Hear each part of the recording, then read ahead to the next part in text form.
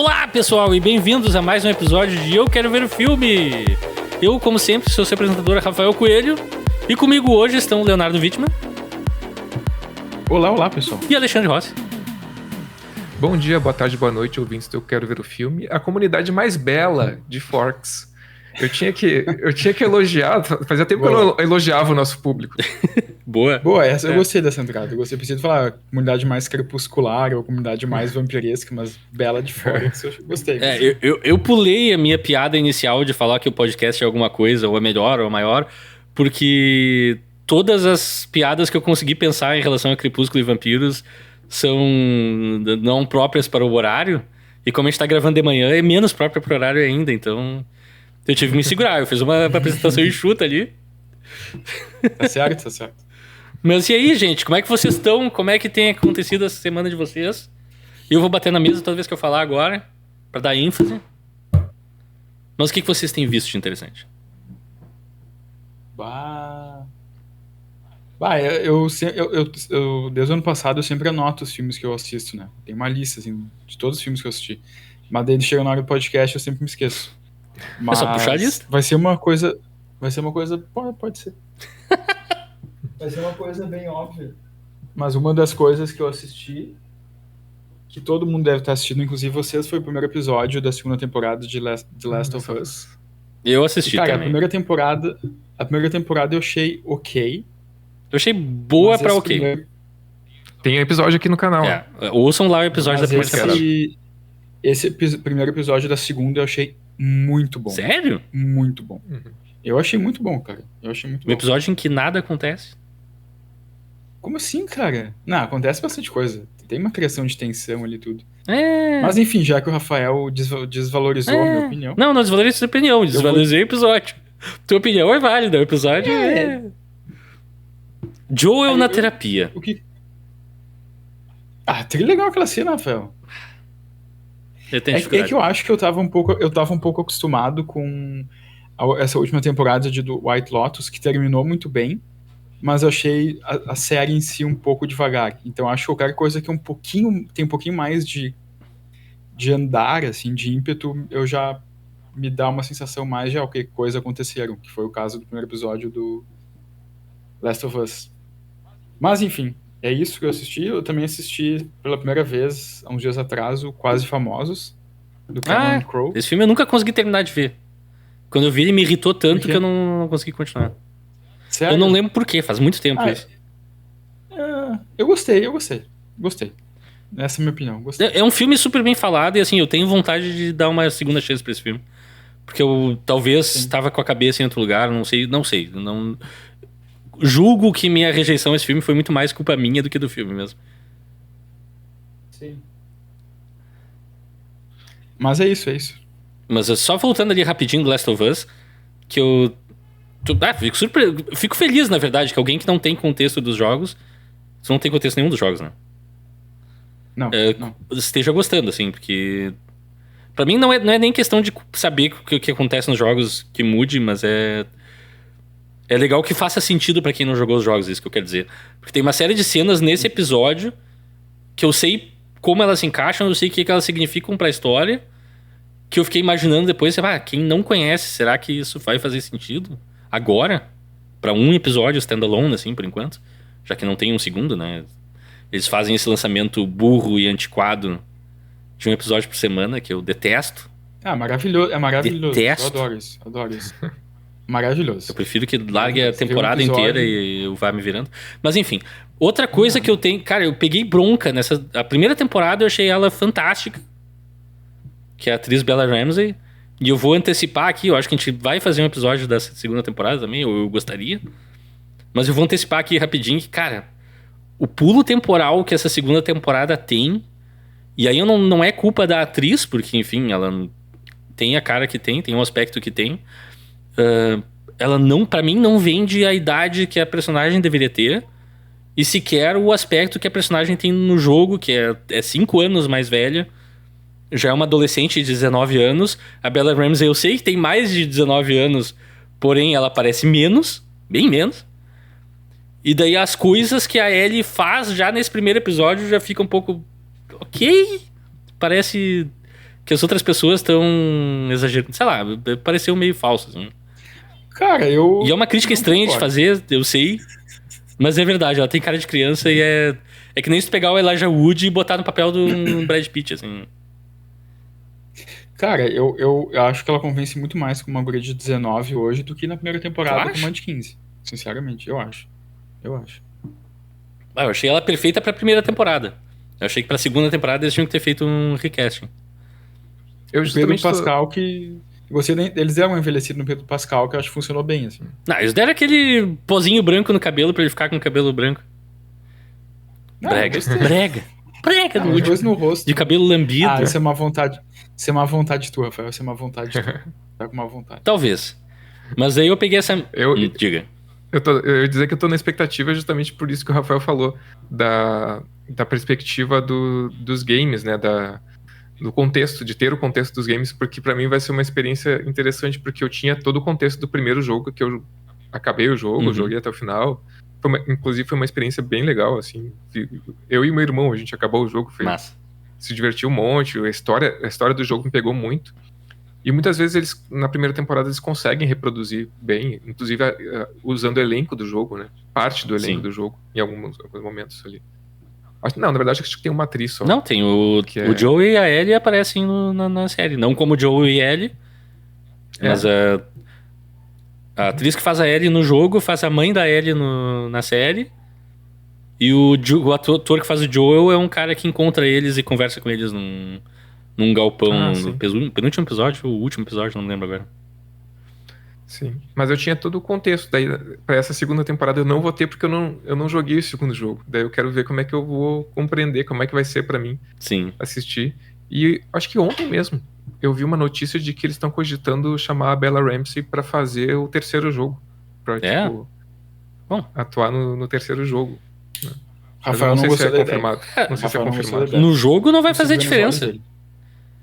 Daí no jogo eles podem botar a aparência, podem alterar a aparência dela pra se encaixar no personagem melhor. Que, aliás, é uma das vantagens que tem com coisas virtuais. Meu problema não é a atuação da Bella Ramsey, eu gosto dela. Acho ela uma boa atriz. Eu acho que é aquela coisa assim que o visual dela com o momento do personagem, pra mim, não bate só. Mas aí não é nem culpa dela. Não tenho nem como dizer assim, que eu acho um mau cast, assim. Pra agora. O que é estranho, enfim. Aí a gente pode entrar mais a fundo nessa discussão mais além. Mas eu acho que seria mais estranho escalarem outra atriz. Passou 5 anos escalarem outra atriz, eu acho que seria mais estranho. Não acho. O House of the Dragon fez isso e não teve problema nenhum. Eu não vi House of the Dragon. E a atriz que faz não é Daenerys, a nova Daenerys nova podia ter feito a Rhaenyra. A Rhaenyra mais velha. Não ia ter uma grande diferença, mas ficou apropriado. Ficou uma criança para o momento criança, uma adulta para o momento adulta. De novo, aparências, né, no caso. Mas nesse fim de semana também, todo momento eu quero ver a série, porque eu vi Last of Us, não consegui me segurar. Eu tava pensando, eu cheguei a pensar em esperar sair a temporada inteira e daí maratonar, e daí eu pensei, se for que nem o jogo, vai ser tão deprê que eu não vou conseguir maratonar todos os episódios de uma vez só. Então vamos por partes. Mas por falar em coisa deprê, saiu no final da semana passada, sexta-feira ou quinta-feira, a nova temporada de Black Mirror. E sábado eu sentei assim, comecinho da tarde, o dia inteiro pela frente, o mundo era minha ostra, não tinha futebol. E beleza, eu vou ver tantos episódios de Black Mirror quanto eu conseguir. Nós vamos terminar essa série esse fim de semana. Daí eu vi o primeiro episódio e daí eu disse, eu preciso de férias. Eu não vou conseguir. Porque o primeiro episódio é de uma brutalidade emocional, é uma história assim tão forte, me tocou de tal maneira assim que não tem como, sabe? Eu fiquei pensando naquilo e a última coisa que eu queria era ver... Porque assim, Black Mirror não é uma série marcada pelo otimismo. Vamos ser sinceros. Eu gosto da série, mas às vezes é um pouco forte. E, assim, sinceramente, o primeiro episódio dessa temporada eu achei um dos melhores episódios da série até agora. É aquele excelente episódio que eu não sei se eu recomendo. Porque é um suco de depressão, Que só pra dar a sinopse mais básica possível, não quero entrar em spoilers, Mas é sobre uma mulher que tem um problema no cérebro. Ela ela é casada com... Ela é professora casada com um cara que trabalha em obras. Daí um dia ela desmaia e no hospital chegam pro cara e dizem, a única chance dela acordar é uma experiência experimental que a gente vai tirar os dados do cérebro dela, botar num servidor e daí a gente substitui a área afetada do cérebro por uma parte biônica. Beleza. Só que eles fazem isso e ele tem que pagar uma mensalidade pra ter a esposa dele. E daí, assim, ao longo do tempo, coisas como ela começa a falar propagandas, eles começam a tentar vender ampliações de plano. E, cara, o episódio vai, assim, desse ponto que já é baixo no começo pra mais baixo. E é realmente muito bem executado. A Rashida Jones faz a mulher, eu achei ela... Ela é incrível, incrível mesmo. Uhum. O ator que faz o marido dela eu já tinha visto em outras coisas. É um cara com uma cara meio de bobalhão, mas também é um baita ator. E se beneficia da cara de bobalhão muito bem. Então, assim, assistam. Mas ao longo do fim de semana daí eu acabei só conseguindo ver mais 2 episódios. São os 2 subsequentes, que é o... Eu não vou citar a história aqui, porque... É o Bête Noire e o terceiro é... Hotel alguma coisa. Não lembro agora o nome do hotel. Mas também são 2 bons episódios. Assim, eu tô muito tudo isso pra dizer, eu tô muito surpreso. Que eu achei que a última temporada de Black Mirror, a 6ª, que eles foram pra um viés mais terror. Tanto que eles apelidaram os episódios de Red Mirror. Eu achei assim, nada a ver, sabe? Meio que um ponto muito baixo da série. E eu tava com medo que... mais uma temporada e os trailers davam a entender que ele ia fazer mais continuações de episódios do que episódios novos. E eu tava com medo, assim, mas até agora essa temporada tá top. Super recomendo pra quem gosta ou quem tem curiosidade. É um bom lugar pra começar. Porque é uma série de antologia, né? Tu não precisa nem seguir a ordem dos episódios se não quiser. A única crítica que eu tenho, assim, muito pequena, é que essa é uma série, como eu falei, de antologia. Os episódios não se conectam geralmente. Mas, historicamente, eles põem alguns easter eggzinhos aqui e ali. Que daí, quem gosta da série ou quem assistiu outros episódios, olha e diz, eles estão falando da coisa. Eles conectaram tal coisa com tal coisa. Só que eu tô achando nessa temporada eles estão abusando disso, assim. O primeiro episódio, apesar de ser um excelente episódio, começa já com uma referência ao episódio anterior. Depois eles vão num restaurante que o nome é referência ao episódio anterior. É tipo meio que muita coisa. E tanto esse episódio quanto o do hotel referenciam o meu episódio favorito da série, que é o San Junipero, quase que diretamente, assim, com o nome sendo largado. E eu fiquei, é gratuito isso, sabe? Não precisa. Se vocês segurassem mais e largassem de vez em quando, seria mais divertido. Mas, enfim, isso também não estraga a diversão. É só aquela coisa de... me incomoda. Mas não é ruim. Então... Metade da temporada do Black Mirror tá excelente. E o primeiro episódio de Last of Us eu achei... eu queria... Esperava um pouco mais, assim. Eu esperava começar com um impacto maior. Até porque, assim,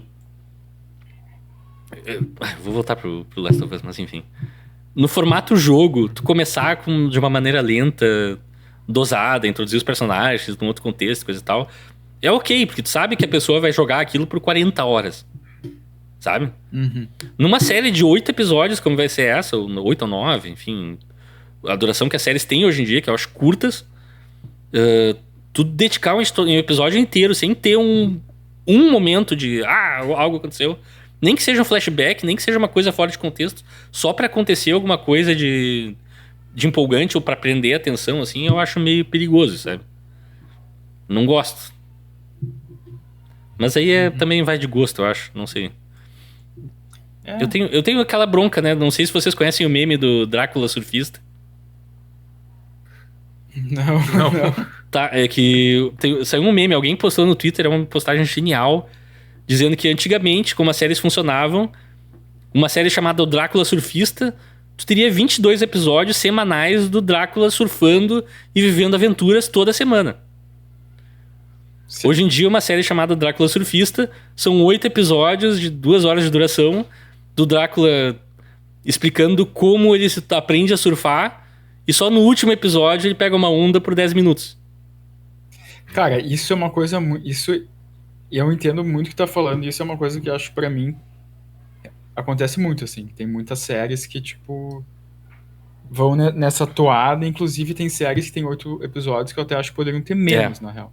Poderiam ser um filme, basicamente. Poderiam ser um filme. Tem séries que poderiam ser um filme. Iron Fist.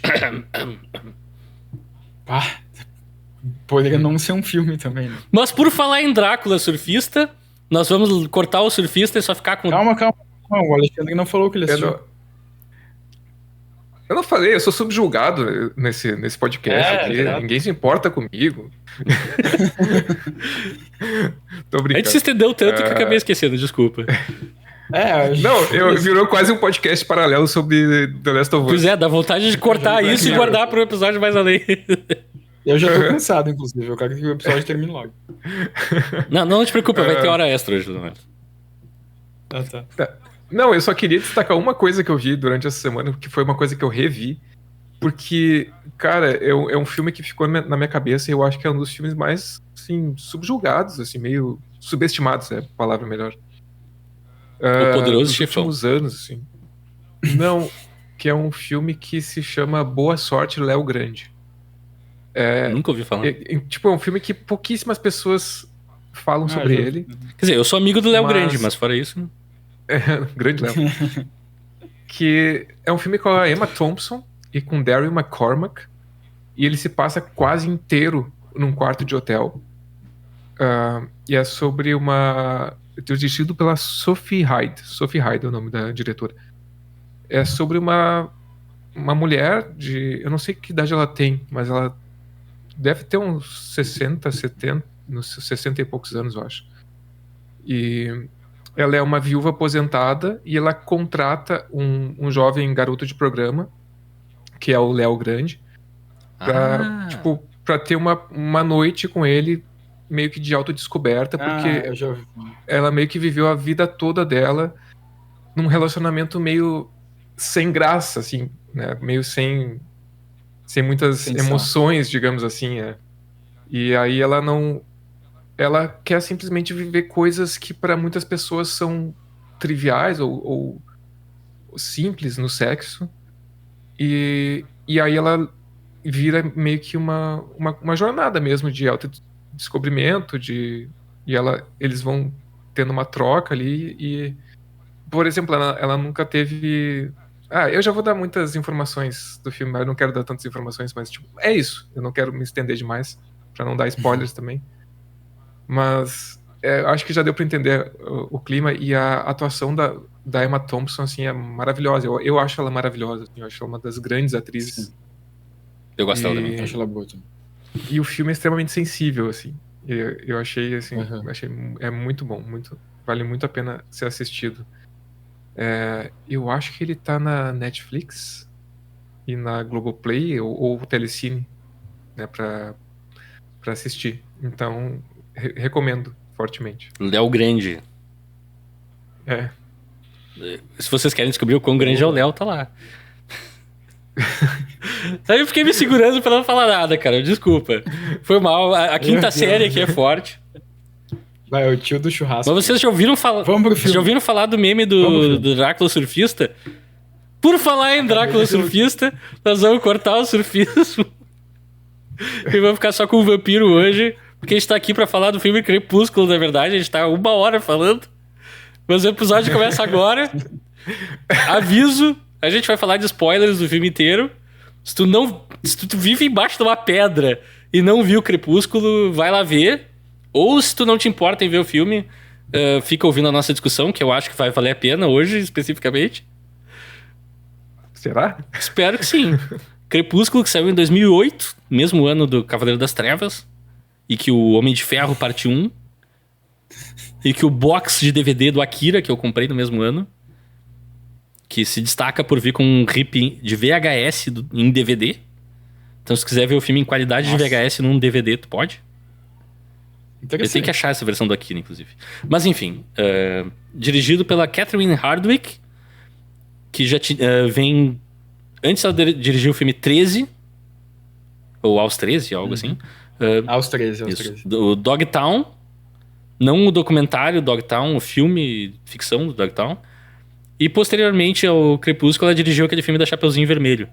Que eu sempre associo a Crepúsculo e agora eu tenho um porquê. Que eu não sabia que era ela que dirigia. E... os dois têm o Billy Burke também, né? É verdade. Por motivos bons, eu diria. Mas enfim, vamos pra sinopse.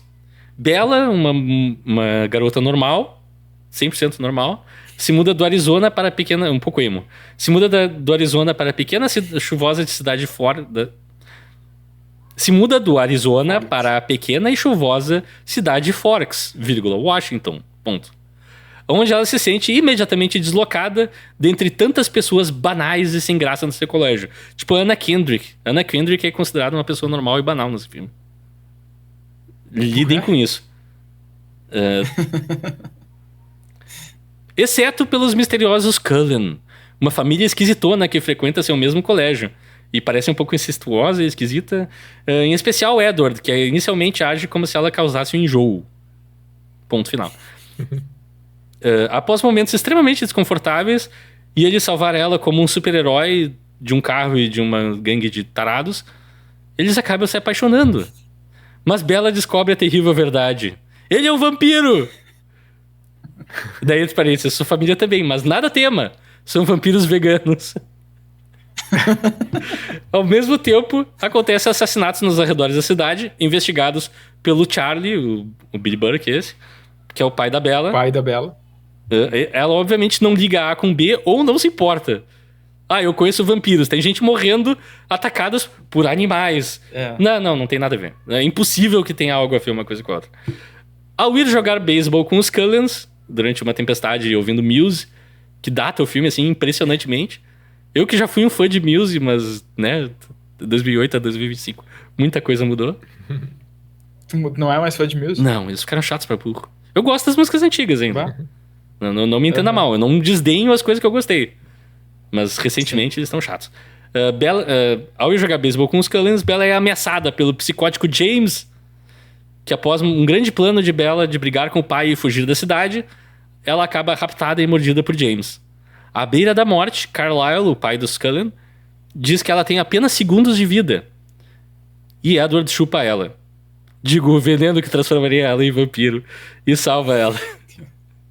Tudo termina bem na formatura de Bella e Edward juntos, apesar das suspeitas do escanteado Jacob, amigo de infância de Bella, que segue ela como um cachorrinho. E aí fica o gancho. Ou um lobinho. Aí fica o gancho pro próximo filme. Aliás, isso é uma de duas coisas geniais, assim, que eu notei. Que esse filme tem... Não são flash forwards, mas são foreshadowings pra filmes subsequentes. Mas eu vou entrar mais além disso. Esses são fascinantes. Eu nunca tinha me dado conta. Mas então, gente, acho que a gente pode começar com... primeiros encontros com Crepúsculo. Como é que foram? Eu tenho tem curiosidades primeiro, desculpa. De novo eu tô escanteando o Alexandre. Foi mal, Alexandre, vai lá. Eu vou para as curiosidades, então. Isso. Beleza. Então vamos lá. Curiosidades do IMDb. Foi bem fácil de encontrar curiosidades sobre esse filme, obviamente, né? Porque, meu Deus, é Crepúsculo. Macacos-aranha são uma raça em extinção. Então, vamos lá. Na cena em que a Bella vai à casa dos Cullen pela primeira vez, quando a personagem da Nikki Reed, que eu acho que é Rosalie, isso, teve que quebrar a tigela, ela de fato cortou as mãos. Au! E é por isso que ela tá usando luvas na cena do filme. Eu não tinha nem percebido que ela tava usando luvas.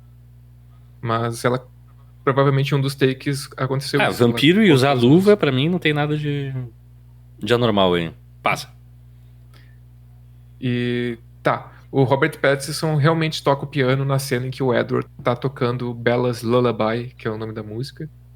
É o Pattinson que tá tocando. Eu só uma pergunta antes de tu passar pra próxima curiosidade. Aonde fica aquele piano? Eu fiquei tipo... Parece uma coisa meio... É uma cena poética, eu entendo. É onírico e tudo mais. Poético. Mas é muito deslocado no filme, mas enfim, segue a vida. Parece uma sequência de um clipe no meio. Exato. A Nikki Reed, essa atriz, também foi quem convenceu os produtores. A Nikki Reed, a atriz que faz a Rosalie, convenceu os produtores a adicionarem as músicas do Robert Pattinson ao filme.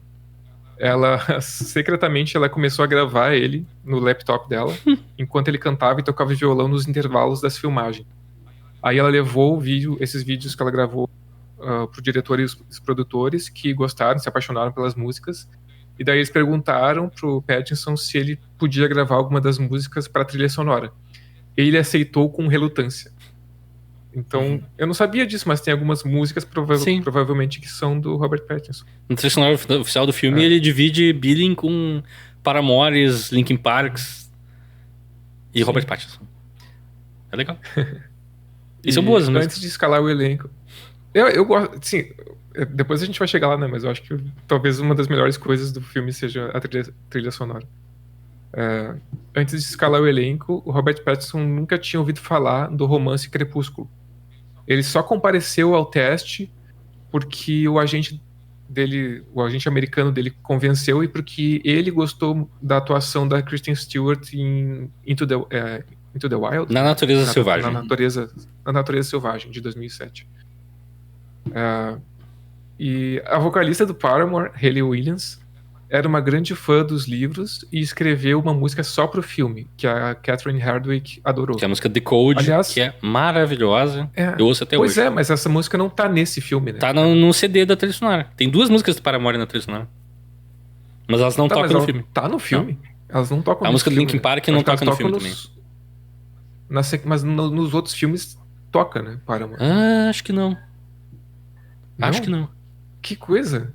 Porque eu lembro de Paramore em Crepúsculo por algum motivo. A gente associa que o videoclipe passou muito na MTV, o videoclipe de Decode, que é cenas do filme, assim, e Paramore tocando na floresta. Mas é isso, assim, a música, nenhuma das 2 músicas do Paramore toca no filme, de fato. Sim. Tá, e a última curiosidade, que é uma bobagem, mas a revista Forbes, estimou que o Carlyle tinha um patrimônio líquido de 34 bilhões de dólares, proveniente apenas de juros compostos acumulados ao longo de centenas de anos. Sim. Mas ele é um médico há centenas de anos, então. Ele provavelmente guardou o dinheiro, investiu o dinheiro e o dinheiro tá rendendo lá centenas e centenas de anos, há séculos, e ele é multibilionário. E certo ele. A coisa mais bizarra sobre essa backstory e coisa na casa é porque eu fiquei pensando, olhando os chapéus de formatura, que na verdade o Robert Pattinson tá vivo há 90 anos na história do filme. E não faz sentido que eles têm mais de 90 chapéus de formatura naquele negócio. Mas enfim, vamos agora sim para primeiros encontros com Twilight, Crepúsculo. Quem quer começar com a sua história de vida? Cara, até é bom que tu comece, porque eu acho que a minha e do Alexandre é compartilhada nesse caso. Eu acho a primeira vez que eu vi Crepúsculo, tem a impressão que foi na tua casa. Uma vez tu me convidou pra assistir Crepúsculo na tua casa, eu fui e a gente assistiu. E eu acho que o Alexandre também. Acho que tu tava junto também nessa. Ótimo, então. Eu tava junto. Foi uma festa em família. A Carol então. não tava também, Carol tava. Então foi essa. E já tinha visto e nos contava tudo que ia acontecer segundos antes de acontecer. Agora é a cena que tal coisa acontece. Daí ela explicava o porquê das coisas. Foi genial.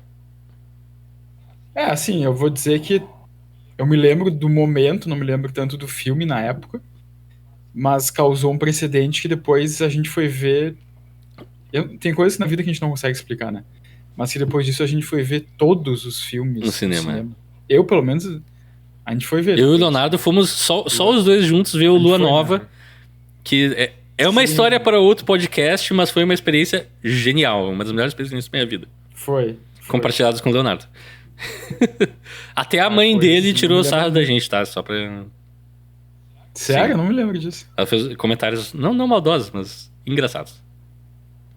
Eu me lembro também da gente vendo o último, o Eclipse... Não, Eclipse não. O Amanhecer, parte 2, assim. Meu Deus. Enfim, essa é a minha experiência. Alexandre, vamos cantar em jogral. A gente viu todo mundo junto e naquela primeira vez eu, pelo menos, detestei o filme. Sim. Não, eu também, cara. E é um filme que eu lembrava muito de não ter gostado a minha vida toda.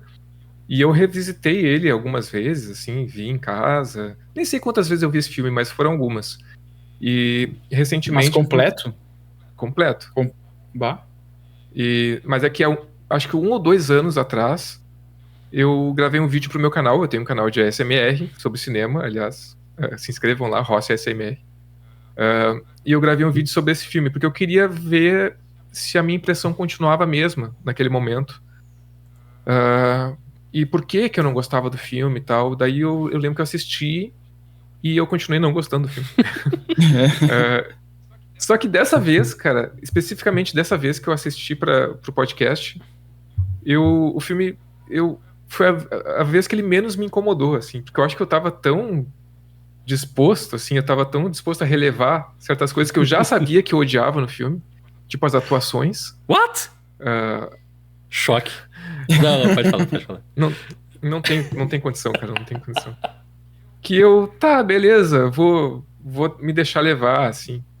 Eu acho a direção meio estranha, tem uns planos aéreos do nada, uns Dutch angles meio esquisitos, meio sem propósito. Tem alguns cortes completamente rápidos demais nesse filme. Exato. Mas, sei lá, eu fui assim, consegui me entreter vendo o filme. E certas coisas, certas críticas, é impossível de não fazer. E eu me lembro de quando esse filme saiu, dessas críticas, dessas observações serem feitas na época, né? Porque foi um filme que foi muito falado, né? Muito comentado. E é isso, né? Tipo, eu amo, é uma palavra forte, mas eu gosto muito dos protagonistas, da Kristen Stewart e do Robert Pattinson. Gosto de tudo que eles fizeram depois, quase tudo, na verdade, das escolhas de carreira que eles fizeram, eu acho bem bacanas, assim. E gosto muito deles, das atuações, só que nesse filme especificamente eu acho que tem uma questão com direção de atores ali, né? Eu também acho. É tudo muito over, cara. A Kristen Stewart parece que ela tá sempre querendo vomitar, né? E o Robert Pattinson parece que ele tá sempre, sei lá, com prisão de ventre, alguma coisa assim, sabe? Os dois, eles sofrem muito, assim, tipo, fisicamente, quando eles estão juntos, assim, eles parece que estão contendo. Pro Robert Pattinson faz um pouco mais sentido com o personagem, que ele realmente explica que ele tá se contendo, né? Tá contendo ali o seu instinto assassino, seu impulso, instinto de vampiro. Mas pra Kristen Stewart, não sei, cara, fica meio esquisito às vezes. E depois eles se provaram atores muito bons, assim. Então eu acho que realmente é uma coisa de direção, até porque não são só eles. Tem as trocas de olhares nesse filme são assim de uma sutileza ímpar, assim. É uma coisa assim, é um subtexto, é uma coisa. Os personagens passam um pelo outro. Então eu acho uma coisa mais geral, assim. Tem poucas atuações ali que eu lembro que fogem disso. E mas é isso, mas eu consegui abstrair um pouco isso dessa vez que eu assisti, embarcar um pouco na história, que também tem seus problemas, mas... A história não tem... Bom, enfim, me diverti um pouco. Bom, eu vi o mesmo evento que todo mundo, mas cara, pra mim esse filme, eu parti numa jornada emocional, de autoconhecimento, de conhecimento do mundo e tudo mais. Porque pra mim é uma das séries mais... Como é que eu vou dizer? É uma série única. Esse filme especificamente também. Primeiro, talvez ainda é o meu favorito. Apesar de eu gostar da série inteira. Gostar é forte. Apreciar a série inteira. Porque eu acho que, como o Alexandre falou, tem coisas bregas, tem coisas super over the top. Tem coisas que são subutilizadas nos filmes. Tem coisas fascinantes, tem coisas chocantemente ruins. Tem decisões inacreditáveis ao longo dos filmes. Mas eu acho que eles têm uma alma, uma essência que tu não encontra em lugar nenhum. Mesmo assim, tu pode procurar filmes que imitaram, pode procurar filme romântico, pode assistir Romeu e Julieta, do Baz Luhrmann, Moulin Rouge, e tu não vai encontrar a energia que esses filmes têm, pro bem ou pro mal. E assim, a minha experiência com esse filme começa muito antes de eu ver o filme, que eu já tinha ouvido falar dos livros e... Quando o filme saiu, tá? Eu não vi esse filme no lançamento. A gente viu em DVD posteriormente na minha casa. meio que por uma piada. E eu sabia que era um fenômeno de vendas como livro, principalmente entre mulheres, que também é uma coisa, não vou dizer rara, tem muitos livros que vendem entre mulheres, mas esse é um que chegou num patamar muito incomum, assim. E eu lembro que eu tava fazendo um curso de extensão na SPM, e um colega meu, muito amigo meu, Gabriel lá, chegou um dia e disse: bah, velho, tu tem que assistir esse filme, não sei o que, Crepúsculo. Eu fui ver no cinema, tem umas coisas de vampiro e lobisomem, é muito louco. Eu não sei de onde ele tirou o lobisomem nesse filme, porque não tem, mas enfim. E aquilo ficou na minha cabeça. Daí quando eu ouvi falar mais o que era, eu pensei: bah, isso é muito brega, é um filme romântico de uma humana com um vampiro. Na época eu tinha problemas com isso, não gostava de filmes mais românticos, no geral.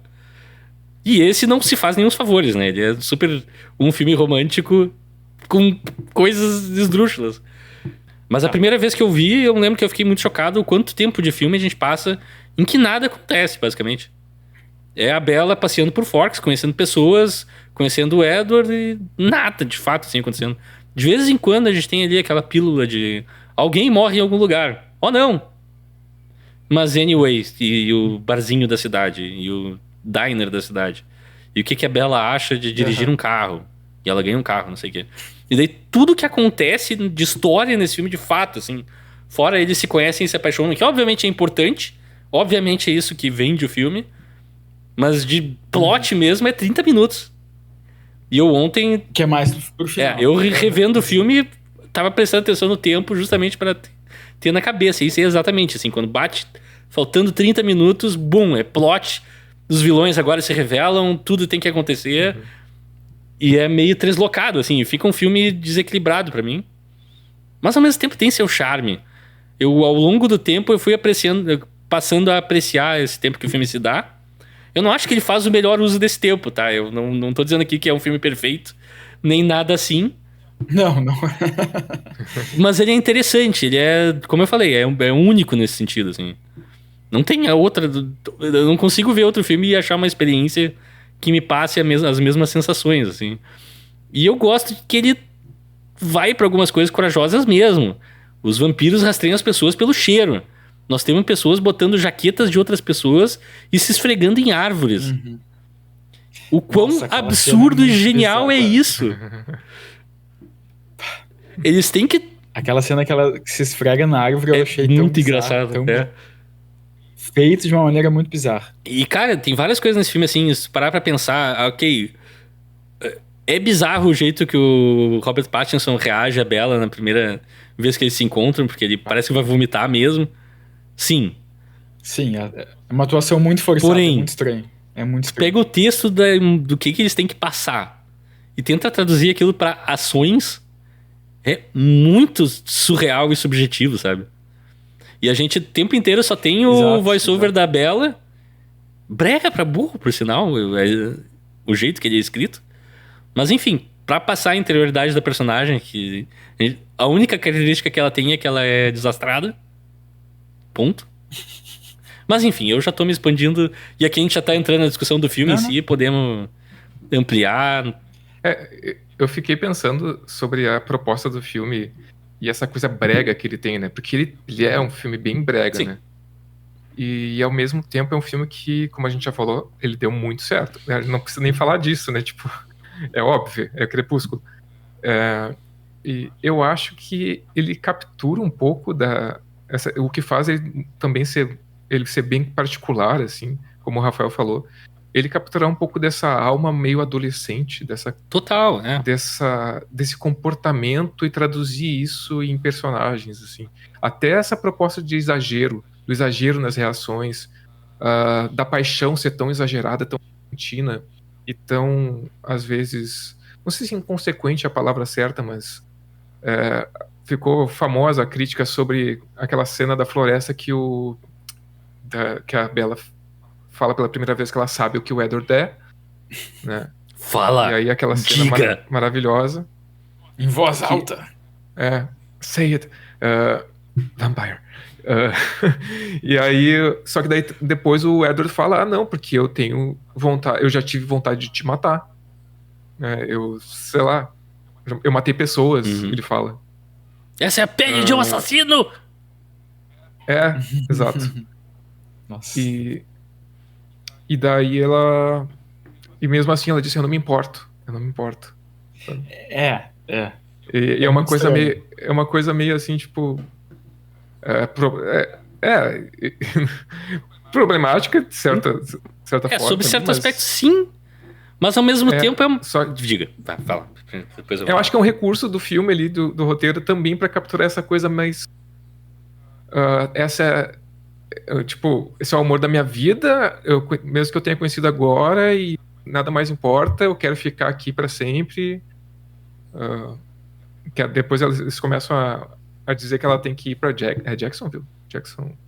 Não lembro pra cidade que ela vem. Não me lembro. Uma outra cidade. Ela acaba voltando pra cidade natal dela. Em Forks. Ela quer ficar em Forks, é porque quer ficar, e tipo, eu acho que esse espírito, assim, mais atribuído à adolescência é muito capturado pelo filme. Eu acho que é muito fácil de se identificar e pegou uma geração de jovens ali, uma geração de pré-adolescentes e adolescentes. Eu acho que muito por isso. Mas também tem uma coisa a própria paixão, independente da idade, ela sempre tem o seu elemento de breguice. Então, acho que também é um componente ali, mas essa coisa do imediatismo, de todas as reações serem tão intensas e de tudo ser a última coisa da vida e tudo ser a coisa mais importante da vida, é uma coisa que a gente sente muito na adolescência. Total, eu acho. Então, mas eu acho que o filme captura isso. Eu acho isso muito... É uma coisa que eu aprendi a valorizar, na verdade. Eu não dava valor nenhum, na verdade. Que é justamente isso. Eu não sei porquê. A maioria das pessoas, quando envelhece, vão perdendo o contato com a adolescência ou rejeitando coisas de adolescente. Eu aprendo a apreciar algumas coisas de adolescente. Eu acho que esse retrato, assim, do amor irrestrito, sem julgamento, sem qualquer sombra de dúvida, tão impactante e forte que ele é literalmente o fim do mundo pra eles. É uma coisa, assim, que pra mim tende a ser valorizada. É raro tu ver em filmes hoje. As pessoas são muito cínicas no geral. E eu tô com a conexão ruim de novo. Pô. Alô? Estamos te ouvindo, eu dei uma travadinha aqui, desculpa. Eu vou ter que fazer uma costureira aqui, mas enfim. Mas assim, pensa no contexto também. Esse filme saiu em 2008. Ali é o final. Não é o final, mas é quando tava tendo o ápice das bandas emos dos anos 2000. Quando The Used estava no topo das paradas. Quando My Chemical Romance era uma das maiores bandas do planeta. E, cara, tudo isso conspira, assim. Essa coisa de... eu vou me matar por amor. Ou o amor é tão forte que eu vou me matar por ele. E coisa assim. Tava muito... Romeu e Julieta, né? Tava muito em voga. Sofrimentos do Jovem Werther, assim. E o filme acerta na veia, assim. Ela já de cara é uma personagem meio emo. Que ela chega no colégio, o cara chega, você não quer dar uma entrevista pro jornal do colégio? Ela, não, eu sou do tipo que sofre em silêncio. Então, assim, ela captura muito o espírito da época. Total. E outra coisa que precisa ser falada, eu preciso falar, assim, esse filme, obviamente, é muito rejeitado pelo público masculino, que faz piadas e... Principalmente nerds, homens, fazem piadas e rejeitam e tratam com escárnio. E o público feminino, assim, tem não uma adesão, mas uma aceitação muito grande ao filme. E eu acho isso também legal. Eu gosto de... ok, nós temos uma obra que não é pra guris de 16 anos de idade, como todo o resto do cinema. Qual é o problema disso, sabe? Tem isso. Isso foi uma coisa assim que... Eu vi uma vez uma crítica...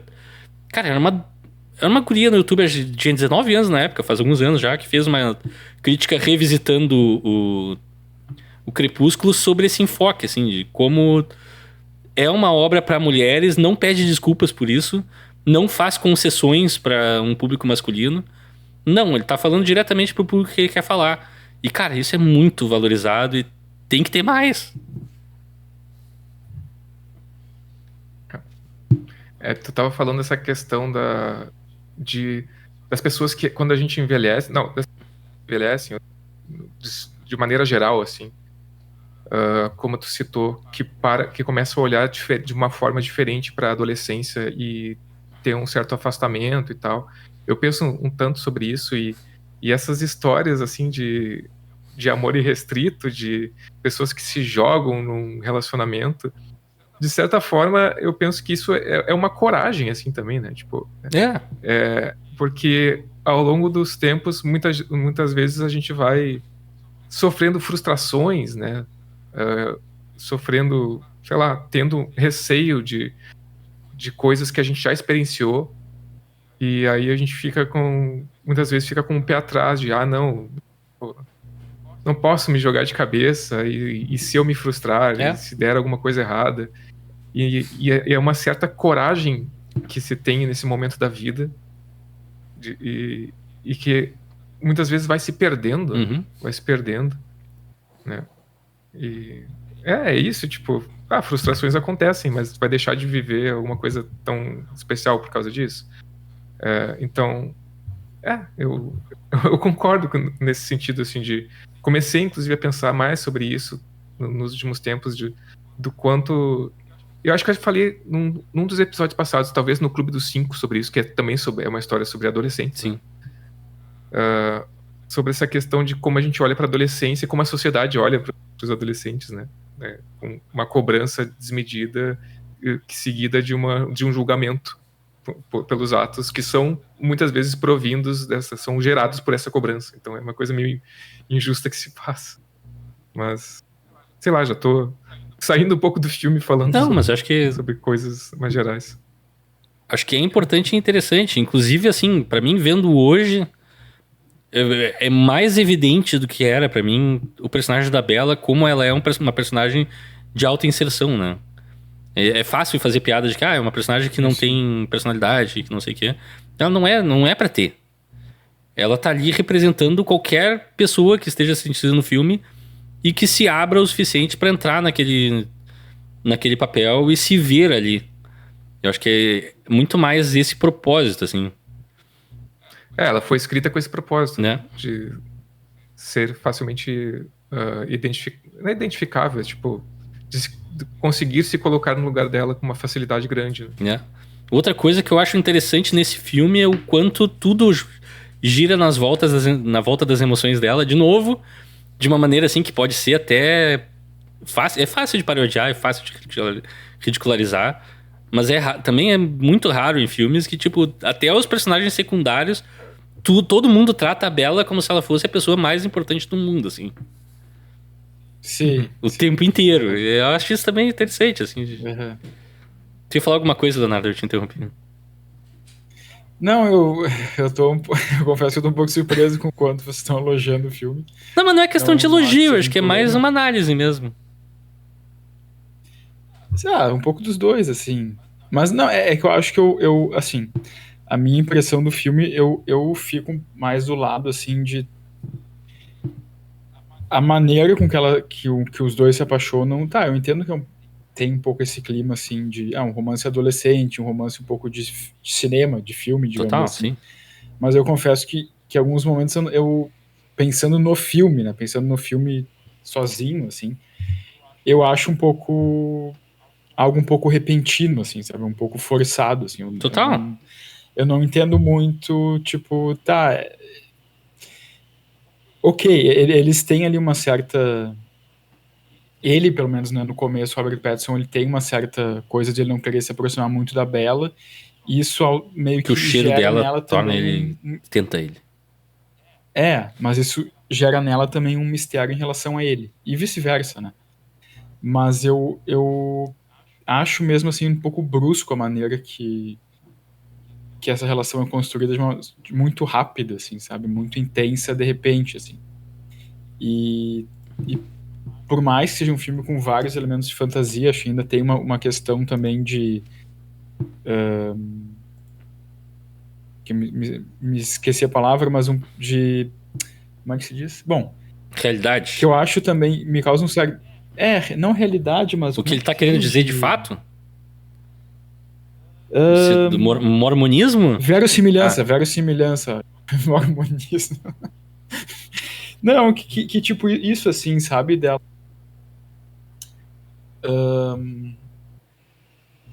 Agora me perdi. Mas nisso de, tipo, ter várias coisas do Robert Pattinson que são meio estranhas, assim, Totalmente, sabe? São meio misteriosas. Mesmo isso, dos assassinatos que ocorrem. Se tu disser que ele não é um vampiro realista, eu vou pular. Não. Não, na real, assim, né? Tipo assim, convenhamos, né? Não é um vampiro realista. Não, convenhamos. Os vampiros que eu conheço... Os vampiros que eu conheço, não. Quando eles estão ali na lanchonete e toda a família do Edward aparece, tipo, todos super pálidos e meio super, assim, né? Sim. Bizarros. Tipo, cara, tu olha pra eles e diz, cara, como é que eles não são vampiros, entendeu? Como é que ninguém, tipo, não acha eles... será que eles não são, tipo... Como é que não acha eles além do bizarro e do estranho, sabe? Tipo, é uma coisa muito... Mas eles acham, eles não se misturam com os Cullens. Eles conhecem, mas... eles conhecem, mas é que eu acho que o filme, ele também...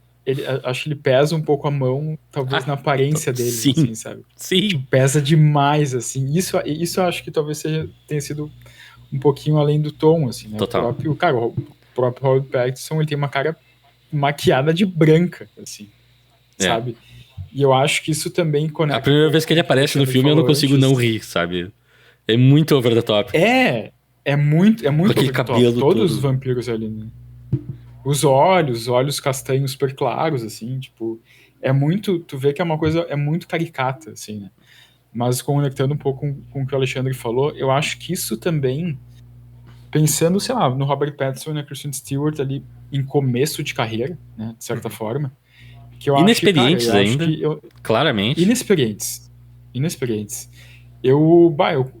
Pra mim, aí eles botaram uma dificuldade, assim, uma carga nas costas deles, que, cara, tu conseguir fazer um bom trabalho com vários elementos ali que parece que não estão bem concatenados, pros atores é muito difícil, entendeu? Tu pedir pro Robert Pattinson atuar como um vampiro, com uma cara toda branca, com uma maquiagem super pesada. Age como se o cheiro dela causasse vontade de comer ela, mas ao mesmo tempo tu é atraído por ela, mas ao mesmo tempo tu é fascinado e repelido por essa pessoa. E ela para na frente do ventilador. Exatamente. Exatamente. Exato, sabe? Tipo... cara, e também é o que o Alexandre falou, sabe? Eu acho que também tem uma... Me parece que não é tanto uma dificuldade deles, mas acho que é mais uma dificuldade da orientação que eles receberam, sabe? Eu acho que tem uma questão de direção de atores ali no filme. Que não parece que funciona muito bem, assim, sabe? Eu também tenho algumas questões com esse filme, questões de direção, assim, algumas decisões, assim, eu acho meio... que não funciona muito bem, assim, também, sabe? Eu acho que é um filme... Isso eu super concordo contigo. Ele poderia ter uma estética mais elegante, talvez. E é curioso, porque vendo o filme depois, eu tava tentando me lembrar, quantos filmes tem na série Crepúsculo? 5. Daí eu pensei, são 4. São 4 livros, são 4. né? Daí eu fui ver... são 4... tá. É que o último livro é dividido em 2 filmes, né? Dividido em 2. Não, daí eu fui ver, e daí eu tinha me esquecido que tinha o Eclipse, né? O filme. O Crepúsculo Eclipse. Que eu me lembro, eu fui ver, dirigido pelo David Slade, que eu acho que dirigiu aquele Menina Má e outras coisas. E, assim, eu não tenho nenhuma lembrança da história do Eclipse, mas eu me lembro, assim, vagamente que era o filme que esteticamente eu tinha achado mais interessante, assim, mais bem dirigido. Sim. E esse primeiro, eu acho que ele é um pouco defeituoso, assim, nesses aspectos. Total. Né? Que parece que muita coisa no filme não dá muito certo, assim. Só que, ao mesmo tempo, eu não tenho muita a lembrança que eu senti a primeira vez que eu vi, mas vendo ele agora, pra minha surpresa, é um filme que ele não fica datado no sentido de, tipo, não é um filme que, vendo hoje, ele parece pior do que ele era naquela época. E eu diria mais... Assim como os Cullens, o filme não envelhece. O filme não... eu vou dizer mais. Eu não exceto a música. Eu gosto da música, mas a música é um pouco datada. Seja um filme... mas eu não acho que hoje, necessariamente, eu acho um filme ruim, sabe? Eu acho um filme... Cara, ele é, digamos, tosco. Ele é tosco. Mas brega, ele não, talvez. As cenas, por exemplo, o que são os flashbacks desse filme? As cenas de flashback. Não, tem umas coisas... Ou quando ela fantasia que ele é um vampiro mordendo ela de verdade. E daí aparece Eu ia falar o Robert Pattinson vestido como um Drácula da vida. Drácula, praticamente. É muito engraçado. E assim, a Kristen Stewart te batou fazendo Ao mesmo tempo, eu acho esse tipo de coisa necessário, sabe? Eu acho interessante isso. E aí a gente entra numa coisa que eu acho muito interessante nesse filme, que ela perverte completamente o que a gente conhece de vampiros. E eu acho que isso, ok, por algumas coisas são meio esdrúxulas, como ele brilhar no sol. Mas eu acho interessante ter essa divisão no mundo do filme. Vampiros existem ficcionalmente e são os vampiros que a gente conhece e imagina. Só que na vida real do filme eles são diferentes, sabe? Esse tipo de coisa eu acabo achando interessante. É como se, ok, as lendas são inspiradas nesses seres, mas a realidade deles é diferente. Apesar de ter semelhanças, óbvio. Sim. Até falando nessa coisa, né, de inspirado em seres e tal, eu acho muito engraçado quando ela vai até aquela mini livraria procurar um livro sobre, tipo, as lendas locais, ou sobre os vampiros e tal. O ser frio. E daí, tipo, e daí, cara, eu acho isso foi uma das coisas que eu achei muito surreal, porque daí ela volta pra casa, ela começa a folhear o livro. E daí ela fecha o livro e vai no Google. E que é... Sim, e daí tem os frios. Dela fecha o livro, vai no Google procurar os frios, mas tu comprou um livro pra ler. A informação tá toda aqui. Eu acho que é muito surreal. Muito, tipo, nenhum sentido, assim, sabe? Inclusive, tem uma cena, nessa cena, que ela tá no Google procurando, ela acha a livraria, que ela vai lá e pega o livro. Uma curiosidade que até tava lá e eu esqueci de trazer. Aparece o link da editora dos livros do Crepúsculo no filme. Massa. Legal. Tem uma ponta da Stephanie Meyer nesse filme também. Não sei se você... Tem, no café. No café ela tá... Começa uma cena fechado numa mulher que a gente não sabe quem é, uma extra, né? E vem a garçonete. Stephanie, tu quer mais alguma coisa? Ela, mais um café, não sei. Ela fala Stephanie, isso eu não reparei. É super... cara, é muito rápido, assim. Se tu piscar, tu perdeu. Mas sim, tá digitando no comecinho de uma cena. No laptop. O Leonardo falou ainda sobre... Quando tá falando sobre as atuações ali do Robert Pattinson e da dificuldade da orientação e de tantas coisas que ele tinha que passar, eu fiquei pensando... uma coisa que não tem tanto a ver com o filme, mas com o universo do filme, do quanto tanto o Robert Pattinson e a Kristen Stewart conseguiram se descolar, não que eles tivessem que se descolar desses papéis, não que fosse, eles precisam de se descolar porque isso ficou uma marca ruim pra eles. Não é isso. Aliás, ao contrário. Mas é que tem muitos atores. Mas é que fica marcado, né? Que nem papéis importantes. Que nem o Luke Skywalker. Do Daniel Radcliffe. Também. O Daniel Radcliffe, o Mark Hamill. O Luke Skywalker, o Mark Hamill. Tipo, os atores eles seguem as carreiras e fazem muitas outras coisas, até coisas bem legais. Mas, tipo, acaba que eles são o Luke Skywalker, ele é o Harry Potter, entendeu? O Daniel Radcliffe é o Harry Potter. Ele pode fazer um filme indicado ao Oscar que vai aparecer Daniel Radcliffe ou Harry Potter em... E a Kristen Stewart e o Robert Pattinson não, sabe? Eu acho que eles fizeram escolhas boas. Inclusive agora tu poderia associar o Robert Pattinson ao Batman também. Né? Sim. Mas não diz, o Robert Pattinson, não diz, o Batman. Não, ele não é nem o Batman, nem o Edward. Ele é o Robert Pattinson. Tipo, ele fez o Batman e o Edward. Né? Eles conseguiram construir essa imagem. Eu acho isso um tanto difícil na indústria, né? Com o tanto de ícone, com o ícone de cultura pop que é esse filme, assim, com o ícone geracional que foi esse filme. Eu acho um tanto difícil esse descolamento e acho que as escolhas de carreira deles proporcionaram isso. Total. A Kristen Stewart teve uma fase que ela foi fazer só filme mais indie, assim, filmes independentes. Inclusive ela faz bastante ainda. Por exemplo, Love Lies Bleeding, que excelente, que a gente até mencionou aqui. Tem o Personal Shopper que também. É incrível esse Personal Shopper. É incrível. Super diferente, assim.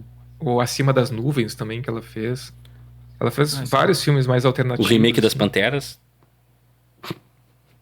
É legal, é legalzinho, é legalzinho. Tem seu valor. Eu não vi. E o Pattinson também, né? Foi fazer o Farol. Como Água para Elefantes. Água para Elefantes eu já acho meio mas... Mas é uma coisa interessante que ele fez. Mas eu acho trabalho Mickey 17, né? O Mickey 17. Não, as escolhas do Robert Pattinson, sinceramente, hoje... Hoje eu acho irreparáveis. Hoje. Tipo, a trajetória que ele tem como ator nos últimos 10 anos, assim, é meio que fascinante. Sim. E um monte de coisa interessante, explorando lados interessantes da personalidade dele. Várias coisas legais. A Kristen Stewart não tá no último filme do Cronenberg, aquele futuro. Acho que não. Sim. Tá? Sim, ela e a Léa Seydoux, não é? Ela e a Léa Seydoux, sim. Mas não lembrava. Que é um filme... Filme excelente. Eu odiei esse filme, mas é uma escolha super, né, super diferente. Assim, uma coisa que me chama a atenção é assim, a gente pode criticar... Aliás, pode não. É de se criticar os diálogos desse filme também. Eles são muito melodramáticos e forçados. Mas eu acho que o casting deles acaba passando por uma genialidade no sentido de que, cara, o diálogo é fraco. As cenas românticas desse filme, algumas não funcionam. A gente tem ele confessando que assiste ela dormindo e a Kristen Stewart tem que vender como a coisa mais romântica que ela ouviu na vida. Mas tem algo, assim, além da tela, no casting dos dois, que eu acho que funciona num nível que é difícil de descrever, assim. Eu não consigo imaginar outros atores nesses papéis e funcionando. Eu discordo. Mas eu não acho que eles tenham tanta química. Assim. Mas não é questão de... Aí é que tá, não é questão de química. É uma questão mais icônica. São atores que encaixaram de tal maneira os personagens que, apesar de terem cenas ruins, diálogos fracos, melodrama exagerado, algo ali organicamente e fundamentalmente funciona. Acho que eu entendo um pouco. Mas aí eu não sei se... É algo além, assim, pra mim é muito difícil expressar isso, porque eu não tô falando em questão de... Eu acho que a química deles na tela talvez não seja... Não é o que eu quero dizer, na verdade, mas tem algo que...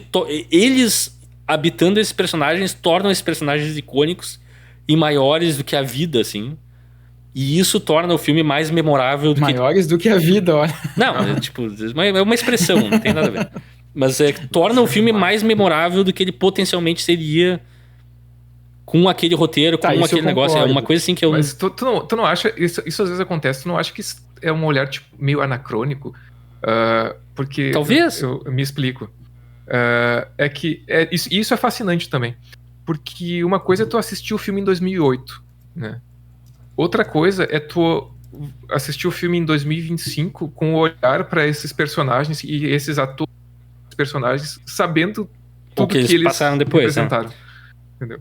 Talvez tenha uma carga diferente. Entendeu? Mas é que tu sabe que eles que são ícones mesmo. Mas se esse filme tivesse a Amanda Seyfried no lugar da Kristen Stewart, para pegar uma atriz que estava em alta na época... E o Zac Efron no lugar do...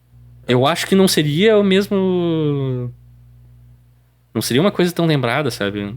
Tem algo na energia dos dois relacionado a esses personagens que, pra mim, supera tudo isso, assim. Realmente, é difícil de expressar e, obviamente, a gente não tem como saber uma realidade alternativa, mas... pra mim é fascinante, assim. Eu vejo eles na tela e eu aceito tudo, basicamente. Apesar de... Eu sou uma pessoa crítica, eu tô ali vendo o filme e me dando conta do que é. Tem umas coisas meio rococosentas nesse filme também.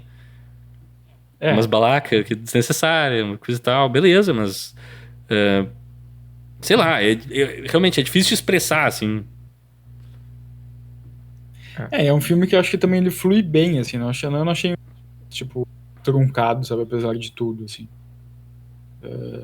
O que me chama a atenção é que... 2 horas. 2 horas, quase cravado. O que me chama a atenção é que, realmente, a primeira 1h30 acontece... De plot não tem nada, né? Não, é só eles... Garota conhece garoto, garoto vampiro, garoto brilha. Daí ela é quase atropelada num acidente que não faz o menor sentido. Como é que o cara se desgoverna no estacionamento e vai em direção a ela? Não sei. Naquela velocidade no estacionamento de colégio? Sim. Tipo, e mais ninguém viu que o Robert Pattinson tava Exato, tipo, muito longe dela, né? Só ela. que ele foi tão rápido quanto o The Flash. Só ela viu que era ele. Só pra todo mundo, ela viu, só foi atropelada. Essa é a minha interpretação da cena. cara, não sei se é isso que é pra ser, de fato. Mas uma coisa que eu acho muito... Bom, a gente falou de coisas bregas, né? Mas Total. também tem umas coisas que eu acho também muito na cara. Assim. Quando eles se conhecem pela primeira vez lá no laboratório, tem um plano que... Tipo, porque tem um pássaro branco atrás do Robert Pattinson e tem uma hora que ele tá enquadrado de um jeito que as asas parecem que saem dele, assim. Sim. Quando eles estão na bancada, assim. Eu acho, tipo, cara, é muito, tipo, não, né? É muito... As simbologias do filme são geniais. São super sutis, assim. Tem um momento Homem-Aranha também nesse filme, né? Homem-Aranha de Sam Raimi. Qual? Quando ela tá no refeitório e derruba uma maçã no chão. Daí vem o Robert Pattinson, faz uma embaixadinha com a maçã, pega ela na mão e entrega com as duas mãos. Só que aquele gesto, aquele plano, tudo aquilo é a capa do primeiro livro. Ah, sim. Da mão entregando a maçã. Sim, é verdade. Tem várias mini simbologias assim espalhadas no filme. E tem a cena também da exibição de habilidades. Ah, tá. Essa é terrível. Essa é terrível. Não tem defesa essa cena. Na floresta, quando ele... Claro, quando ele revela que ele é vampiro, como se você pudesse correr mais rápido que eu. É alguma coisa dele que aquela cena, falar, né? desculpem, é teatro puro. Mas teatro ruim, né? Óbvio, teatro brega, teatro porto-alegrense. Não. Opa! Meu Deus! Que isso, cara? Vou defender a comunidade teatral de Porto Alegre aqui. Não faz assim, cara. Não. Não faz assim. Tem gente talentosa que não trabalha no teatro. Tá, pessoal? Se faz teatro bom, se faz. Pessoas que estão ouvindo o podcast, tem muito teatro bom em Porto Alegre, tá? Não me perguntem aonde, mas... Meu Deus! Tá, nessa mesma cena, o que eu acho... Quando eu penso em coisas que não funcionam nesse filme, na direção... Tipo, tem... péssimo. E essa cena do tipo... falo que eu sou um vampiro... Cara, que eles estão ali, os dois no centro ali da floresta, ele tem vários planos aéreos que circulam, vários planos que circulam eles, de cima, de baixo, de cima de novo, que são planos que, pra mim, eles não tem função nenhuma ali, né? Parece que é uma balaca que não tem muito uma intenção ali de direção, assim, sabe? E acho que essa é uma das cenas que fica muito comigo de uma maneira meio negativa, sabe? Parece uma coisa sem um conceito muito claro, assim. Sim. Em compensação... Tem os momentos propaganda de sabonete também na floresta ali. Que eles sobem no momento do macaco-aranha, que ele pega ela na cacunda e sai correndo, sim, que é terrível. E daí corta pra planos de helicóptero deles no topo de uma árvore olhando e conversando e coisa. Aquilo é muito... Sim, terrível também. E também, sim, também tem um momento que ele tá meio que segurado num tronco, meio inclinado pra ela, e ela tá no chão, eles se olhando, assim, é muito estranho. Tipo, tem umas coisas muito estranhas. Mas uma outra cena que eu acho, que é uma cena que eu acho meio bizarra, só que no bom sentido, pra mim é a cena do beisebol, que eu acho maravilhosa. A cena do beisebol é top 10 pra mim. Eu gosto muito dessa cena, por algum motivo, assim, vampiros jogando beisebol durante uma tempestade. E eu acho genial ali a desculpa de... Eu queria, inclusive, mais. Mais dessa cena. Quando os vilões chegam, eu queria ver eles jogando. Exatamente. Eu adoro o negócio de... a gente tem que esperar a tempestade porque as tacadas de beisebol dos vampiros é tão forte que os humanos confundiriam com trovões. É genial, assim. Eu acho maravilhoso isso. É de poesia pura, sim, esse momento. Poesia, isso aí. E eles põem um uniformezinho de beisebol pra jogar beisebol também, que é genial. Sim.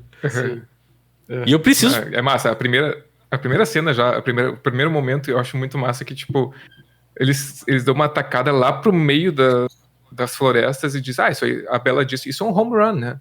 Não tem como pegar essa bola. O Edward é muito rápido. Não é nada. Agora eu tenho que dizer que eu gosto muito do elenco dos Cullens. Acho que o elenco de apoio tem altos e baixos, mas a família vampírica eles acertaram, acho que todo mundo ali. O Jasper tem cara de... Pelo menos esteticamente. O Jasper tem cara de constipado o tempo todo, mas é um ator, cara... Ele é o cara que pra mim tem os melhores momentos do beisebol ali. Que ele faz as poses perfeitas quando a câmera chega. Tipo, o cara é realmente muito perfeito de performance, como é que é mesmo? De coreografia. Eu gosto muito da atriz que faz a Alice, que é a namorada do Jasper no filme. Ah, sim, sim, ela Ashley Green. Ashley Green, né? Ashley Green. O Emmett, que é o Brucutu, eu gosto dele, cara. Eu acho. É um papel brega, é muito fácil. De novo, é aqueles papéis que é fácil cair no clichê. E eu acho que o ator consegue dar a medida correta, assim. Ele é gostável o suficiente. Ele parece um daqueles personagens secundários de Velozes e Furiosos que tu sai, ok, é legal, sabe? Não me incomodou. Acho que esse mesmo ator... Ele não ocupa mais espaço do que deveria também. Keelan Lutz. Isso. Ele fez um filme do Hércules também, que eu sempre quis ver, mas não... Eu não tô dizendo que ele é bom ator, eu tô dizendo que ele tá bem nesse filme. Não, acho que ele tá bem, Eu gosto desse elenco. A mãe também, a atriz aquela, eu gosto muito. Ela tá no Haunting of Hill House. Tá muito bem, por sinal. Ela tá no Haunting of Hill House. Não, essa atriz é muito boa. Então, assim, tem várias coisas que eu acho que o Jasper, inclusive, tem protagonista uma cena engraçada, que é quando a Bella chega e eles estão cozinhando só pra ela, né? Sim. Porque eles não precisariam cozinhar. Que eles apresentam o Jasper pra ela e eles dizem... Acho que é o Carlyle que diz... ele é o nosso mais novo vegetariano. Então ele é um pouco difícil pra ele. Daí ele fica olhando pra ela com os olhos meio que arregalados, assim. É muito engraçado. E todo esse rolê deles se dizerem vegetarianos é meio que... Eu não entendo direito se isso...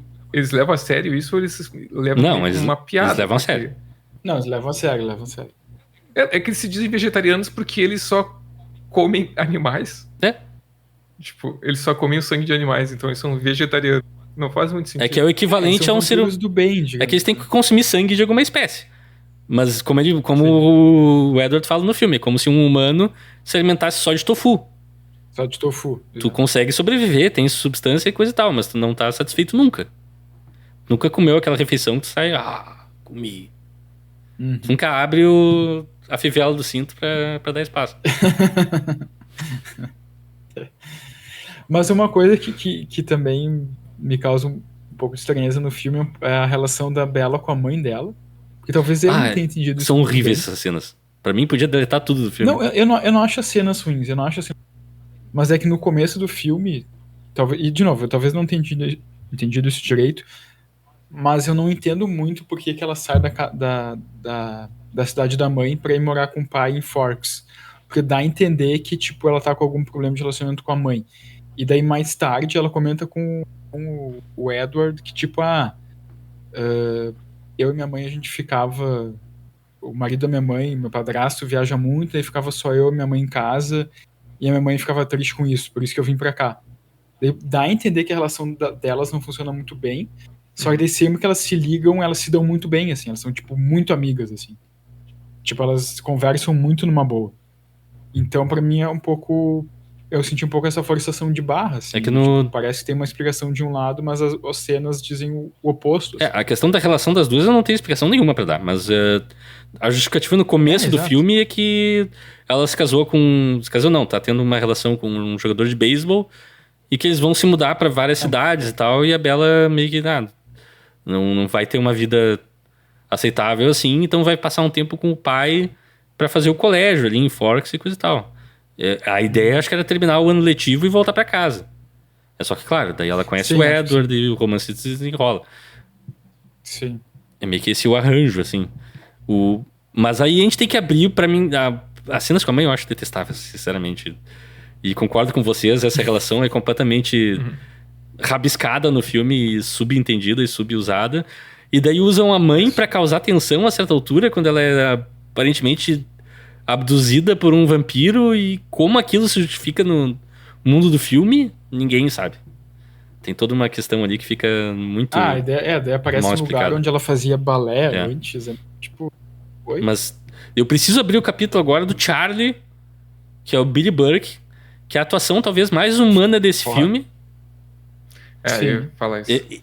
Esse cara, se ele não se divorciou alguma vez na vida, ele é realmente um ator fora de série. Porque ele encapsula o espírito, assim, elementalmente o que é um pai divorciado. E aquela coisa de, eu quero cuidar do meu filho, quero agradar minha filha, mas eu não consigo. Mas não consigo ter muita comunicação com sou ela. Completamente desajeitado. Cara, é um papel... É insano pensar o quão fácil seria de cair no ridículo esse papel. E esse cara sustenta, não só nesse filme, em toda a série. Porque ele é o personagem que nunca se dá conta do que de fato tá acontecendo. E ao mesmo tempo ele é incontrolavelmente, pra mim, gostável. Assim, é uma coisa inexplicável, apesar de ser um policial. O cara tem tudo pra jogar contra ele. Até a coisa do amigo que chega pra ver jogo na casa dele, eles fazem no filme e fazem perfeito, assim. Sim. Não, aquela cena mais no final, quando a Bella decide inventar uma desculpa pra fugir de casa para não colocar o pai em risco. Ela diz, não quero ficar aqui. Plano mais estúpido. Minha mãe. Sim, não, mas quando ela fala isso pra ele, cara, é uma cena, pra mim, uma das cenas mais bem atuadas do filme.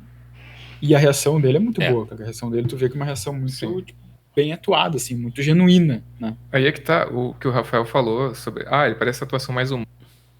Eu acho que isso, o conceito de direção de atores desse filme me confunde, sabe? Porque parece que o Billy Burke tá atuando num filme e os outros estão atuando em outro. Assim, parece que ele... tem total. Isso. Tem isso. É um estilo de atuação totalmente diferente, né? É muito mais realista. Até os personagens do colégio, né? São cartoons ao extremo, assim. É uma coisa... Ainda bem que a gente passa pouco tempo com eles, porque eles são insuportáveis.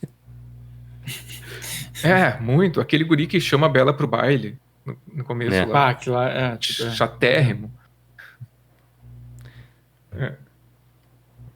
Mas não sei, eu gosto, é uma das minhas atuações favoritas, o Charlie. Demais, eu acho que ele passa muito bem mesmo. É bem realista mesmo. Não sei se o ator se divorciou. Essa foi uma boa pergunta. Ele tem uma verdade na atuação dele ali que é indiscutível.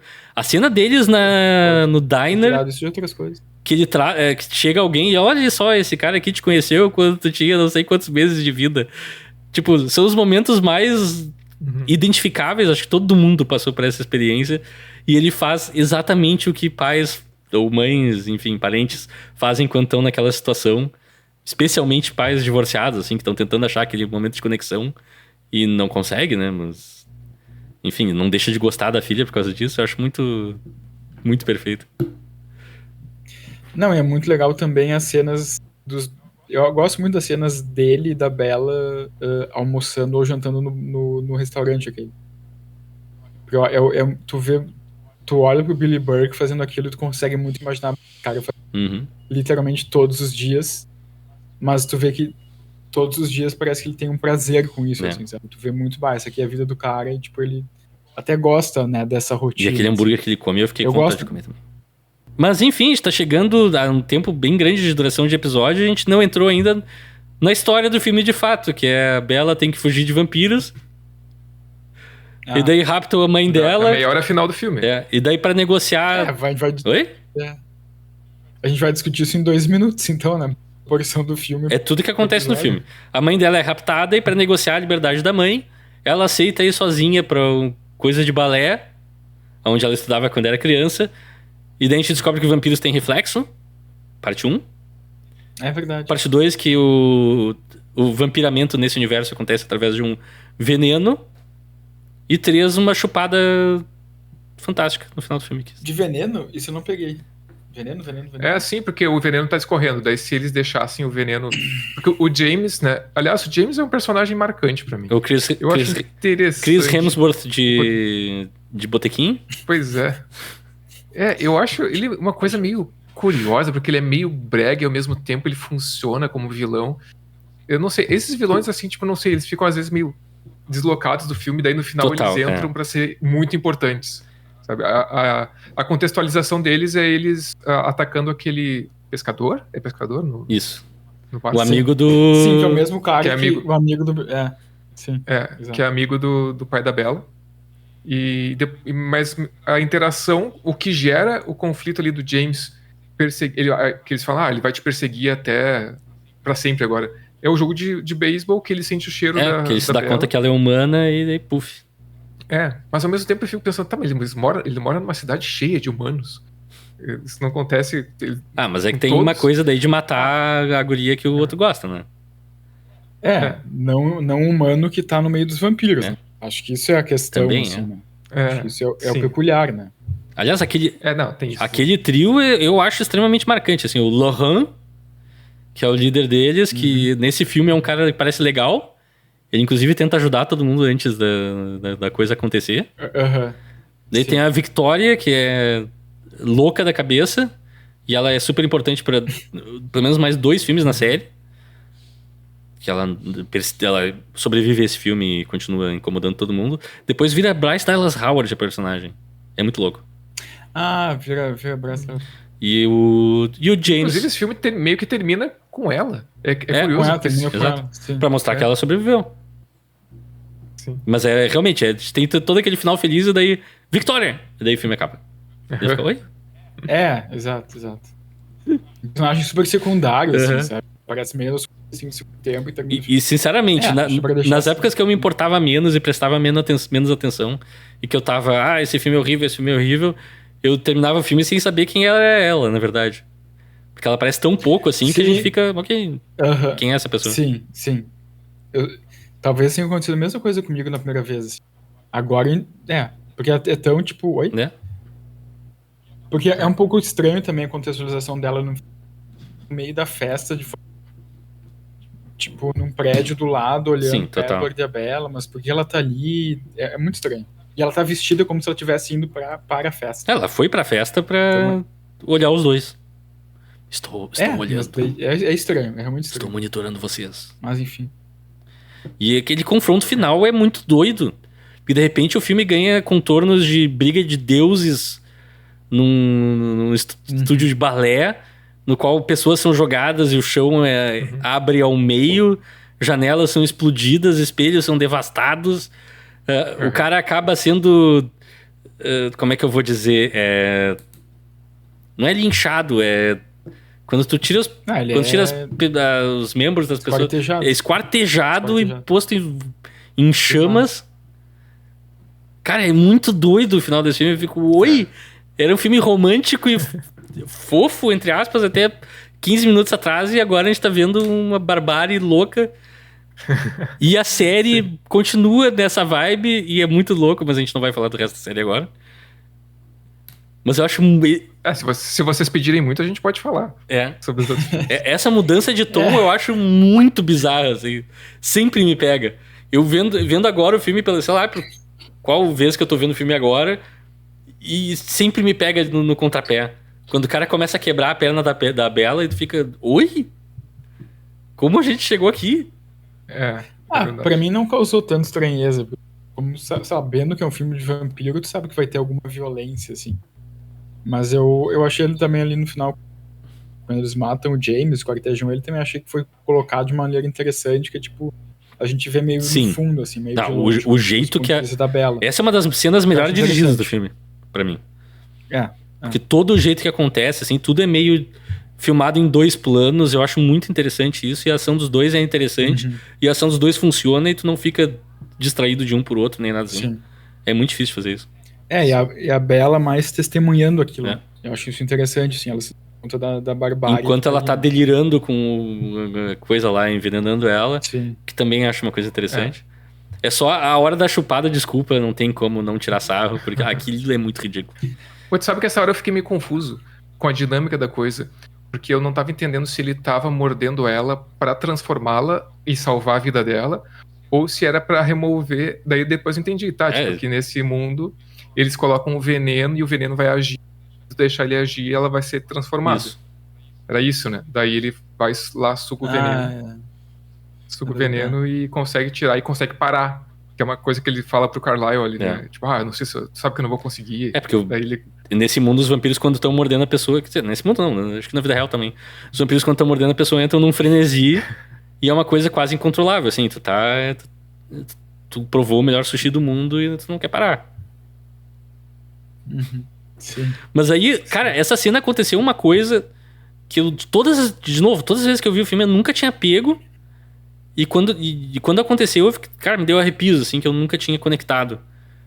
Porque a Bella tá envenenada no chão. O Carlisle chega e fala, ela tem segundos de vida. E a Alice se vira pro Edward e fala, não se preocupe em destransformar ela. Você não precisa salvar ela. Ela vai virar... Porque isso é uma coisa importante que a gente pulou há muito tempo atrás. Sim, Todos os vampiros têm um dom no Twilight. Alguns veem o futuro, o Edward lê mentes. Eu não lembro o que os outros fazem, mas todo mundo tem um dom específico. E aliás, um dos motivos pelo qual o Edward se apaixona é porque ele não consegue ler a mente da Bella. Porque não tem nada pra ele ler. Mas a Alice fala, tu não precisa se preocupar em salvar ela, porque eu tô vendo o futuro dela e ela vai se transformar em vampira. Cara, isso é uma coisa que acontece em 3 filmes daqui. Uhum. É no último livro só que isso acontece, de fato. E é um foreshadowing, eu achei muito bom, muito sutil. Bom, tão sutil que eu demorei 3, 4 vezes vendo o filme pra me ligar um A com B. Mas é um foreshadowing? Eu te pergunto porque os livros eles já tinham sido escritos na época do lançamento do primeiro filme. O último livro foi lançado no mesmo ano do filme. E como a Stephenie Meyer tava no meio da produção, ela já sabia. Então tem essas vantagens, assim. O último livro foi lançado... No ano que saiu o primeiro filme. Em 2008. O primeiro filme.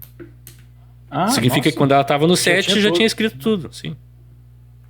Sim. Então, obviamente, foi proposital. Sim, total.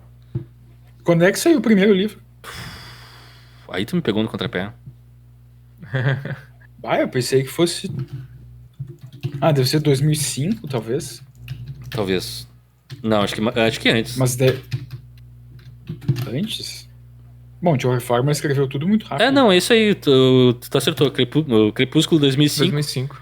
A Lua Nova 2006, Eclipse 2007 e o Amanhecer 2008. Uhum. Que é o mesmo ano do filme. Nossa, um livro por ano. Total. Ela provavelmente bolou toda a história de uma vez só, né? Aí um certo respeito a Stephenie Meyer. Esse livro... Cara, esse livro ele deve ter estourado muito rápido. Porque se tu for ver, o livro lançado em 2005, eles já produziram... O filme foi lançado em 2008, significa que ele deve ter sido filmado 1 ou 2 anos antes. Um ano antes, então, porque esse filme tem pouquíssimos efeitos, né? Um ano antes. Esse filme ele custou 37 milhões de dólares. Só. E pensa assim, ok, 2008 a gente agora começa a pensar, é o passado distante. Mas não, o Homem de Ferro, por exemplo, custou... Deixa eu procurar aqui. Custou...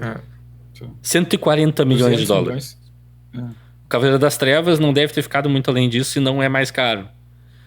E o Crepúsculo custou assim, 1/100 e fez mais dinheiro que esses filmes todos. Tem algumas coisinhas ali que eu acho que da época também, mas por exemplo, o efeito da pele dele brilhando é tosquíssimo, é um efeito de After Effects total. Aquilo é preset de After Effects, não tem... É bem brega. O efeito em si é bem ruim mesmo. Mas eu acho que, cara, isso também é uma das coisas que eu acho charmosas nesse filme, é que ele acaba sendo um filme com uma cara meio indie, assim. Apesar de ser um filme popular de vampiros e coisa e tal, ele tem uma cara de produção indie. Eu acho que tem aquele filtro, o filtro de filtro imagem. Verde azulado. Meio preset. Meio preset de editor de... Sem se importar com a cor da pele das pessoas. Tem cenas que o Edward tá verde. Tem cenas que a Bella tá bizarra também. Tem um certo... Eu vou falar a palavra desleixo, mas não é exatamente o que eu quero dizer. Mas tem um certo... Mas tem. Desleixo ou falta de refino em algumas coisas que eu acho que dá mais charme pro filme também. Que mais além a série perde. A série, no último filme, é cara de filme hollywoodiano, assim, pasteurizado total. Esse filme ainda tem umas pontas e coisas meio fora de lugar, assim, que eu acho interessantes nesse sentido. Sim. E daí, só pra antes da gente entrar nas conclusões finais, no final do filme aparece o Jacob, que foi apresentado lá no começo do filme. A gente esquece que ele existe. Ele é completamente escanteado. Sim. Mas também achei muito legal, e eu talvez nunca tivesse me dado conta, que o Jacob aparece e dá uma carta pra Bella dizendo: meu pai disse que tu não é pra andar com os Cullens, que eles são perigosos, não sei o que. Tá, beleza. Daí o Edward chega, eles ficam de ciúminho com o outro. que já é meio que um presságio do Lua Nova. E nesse momento a gente não sabe qual a natureza do Jacob, nem nada assim, o que... tem toda a parte dos indígenas ali que a gente não falou também. Mas enfim, isso é problemático. Só que parece breve também, né? Exato, até ia falar isso, cara. Por toda a imagem que o filme gera, a série de filmes gera na nossa cabeça, a divulgação e tal. O Taylor Lautner, eu lembro, tipo, eu não lembrava que ele aparecia tão pouco no filme. Nesse primeiro eu também não lembrava. Nos próximos ele é super importante. Muito coadjuvante. Sim. Exato, nos próximos sim, mas nesse é um pouco mais que uma ponta, sabe? Sim. Que ele faz ali, tipo, poucas cenas que ele tem. E logo depois que o Edward chega ali, tem o ciúminho e sai com a Bella, ele fala, eu te deixo sozinha por alguns minutos e os lobos já descem. Porra, cara, genial! Esse é outro diálogo que eu achei assim, Não, mas não é nem um pouco sutil, né, Rafael? Eu não tinha me dado conta ainda que tinha essa referência. E ali já tá preparando terreno pro Lua Nova, assim, o filme já tá fazendo essa transição. Isso, como storytelling, eu acho interessante, acho que poucos filmes fazem, inclusive. De terminar o filme já... Oi? Aí tu tá sendo muito bonzinho. Não, isso ali é proposital e executado. Tu pode dizer que tu não gostou da execução, mas o filme tá dando gancho pro próximo filme.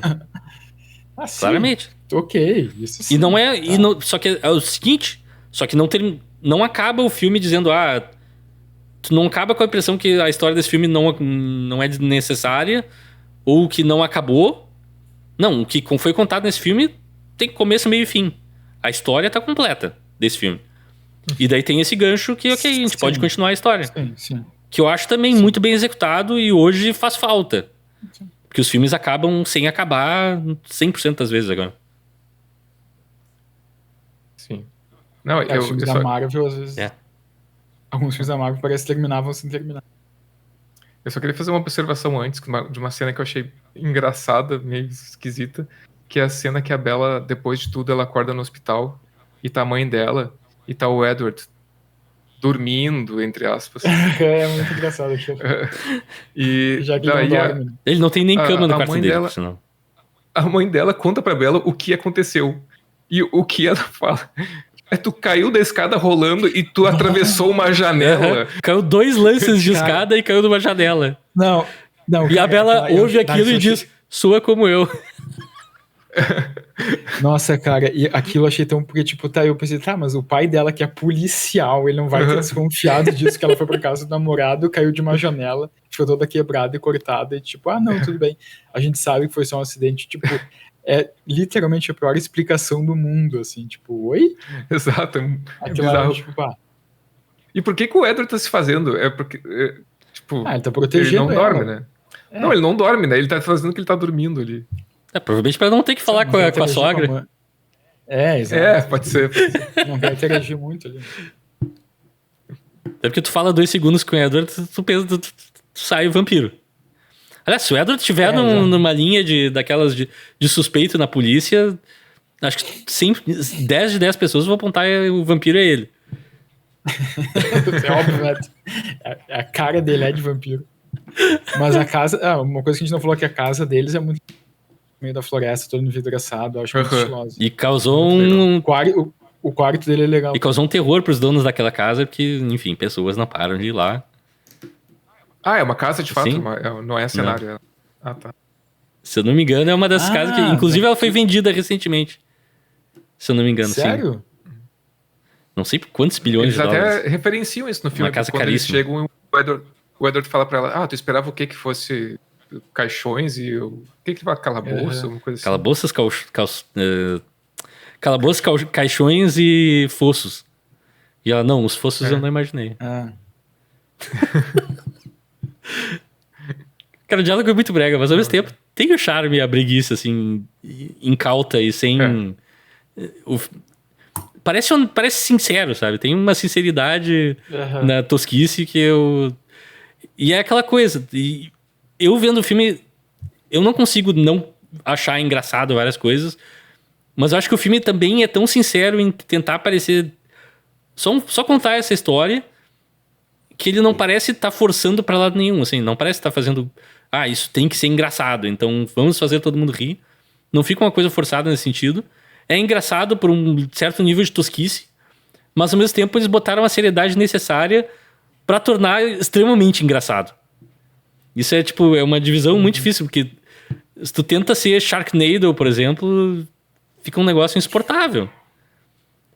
E esse filme bate um pouco naquela energia The Room, assim, que é tão ruim que começa a ficar mais bom em alguns momentos. Pelo menos eu sinto isso, assim. Entendo o que tu quer falar. Não, eu concordo. Que as tosquices, pra mim, funcionam como tosquices porque são sinceras, são honestas. Ninguém pensou naquilo com maldade. Se alguém tivesse... Se uma pessoa naquele set tivesse maldade no olhar, na hora de executar, não tinha funcionado.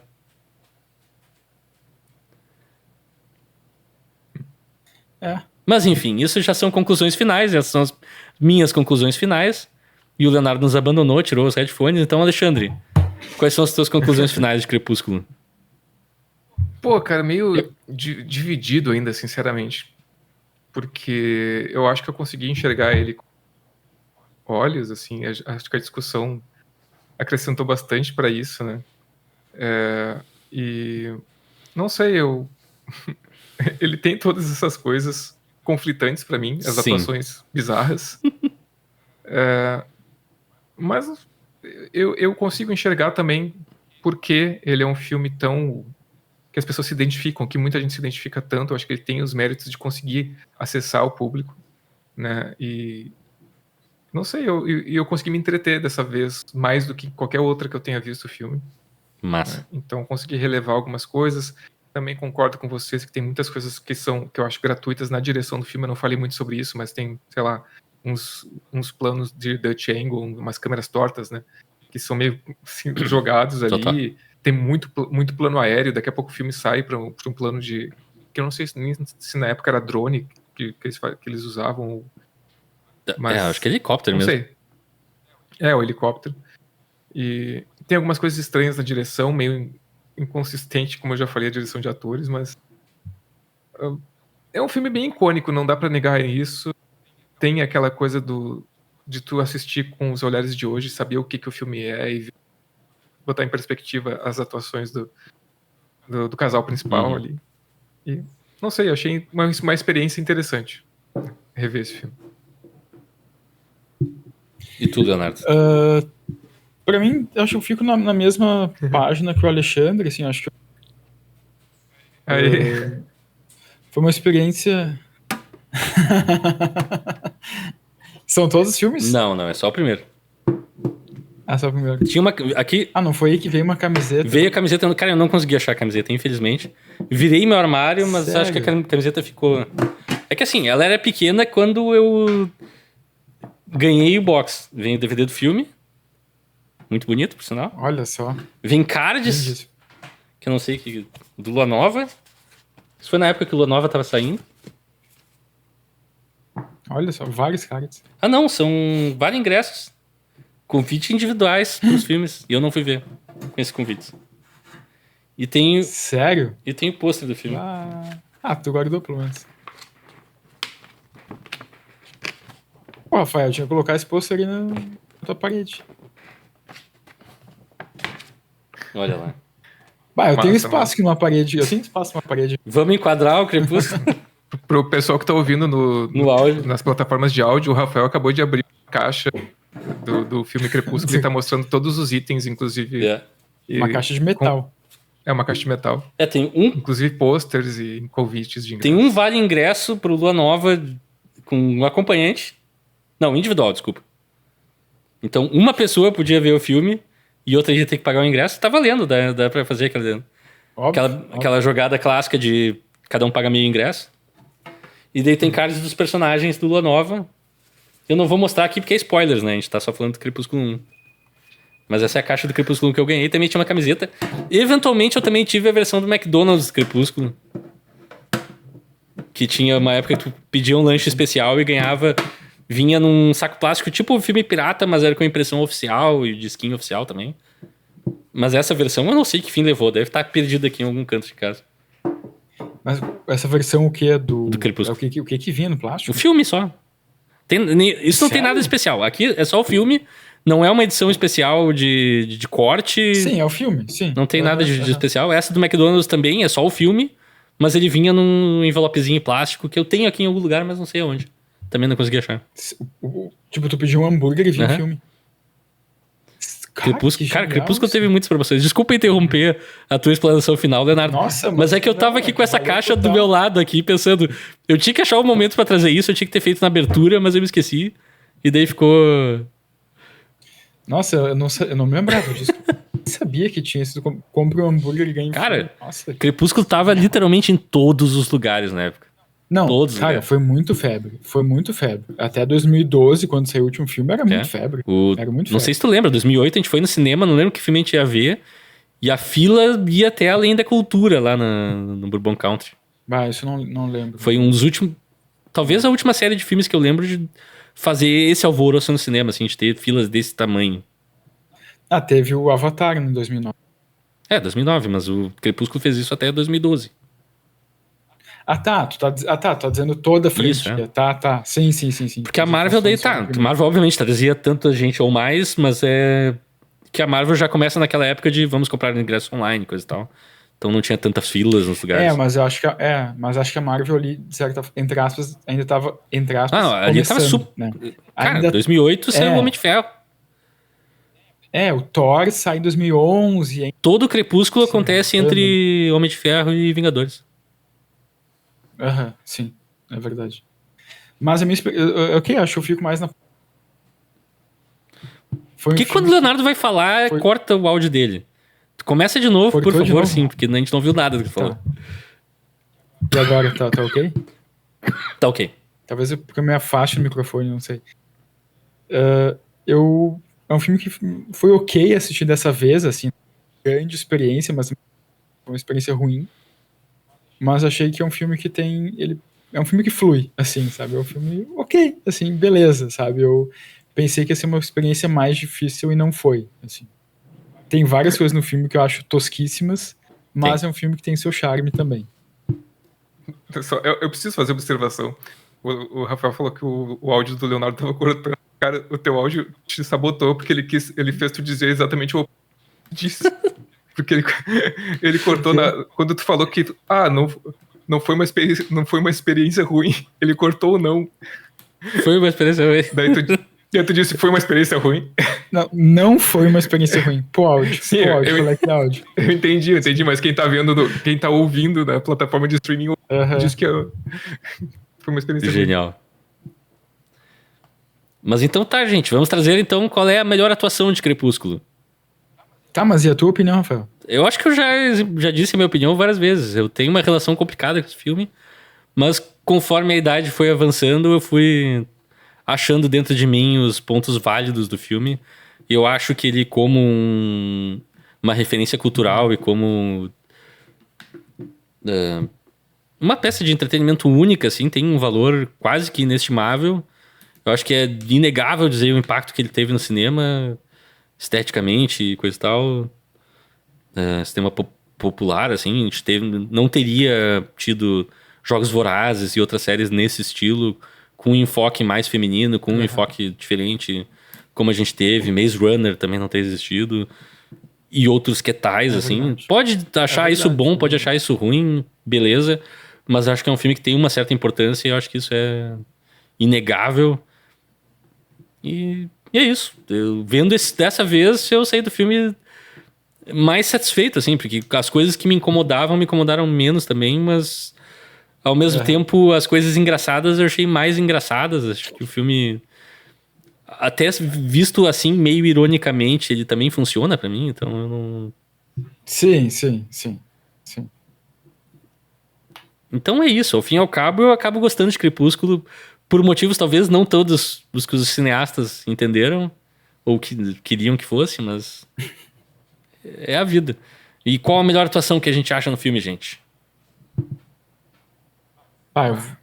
Eu vou Billy Burke. de Billy Burke. Billy Burke. Pra mim também. Aclamado. É que assim, parece que, como eu falei durante o episódio, parece que ele tá em outro filme. Parece que a atuação dele é outra proposta. Ele é real. Mas Ponto. Eu vou citar um ator que me deixou muito em conflito, porque eu não sabia se eu odiava a atuação dele ou se eu gostava, mas eu acho que no final funcionou pelo que eu tinha que sentir pelo personagem, que foi o Cam Gigandet. Que faz o James. Que faz o James. Eu achei... Não sei, cara. Chris Hemsworth.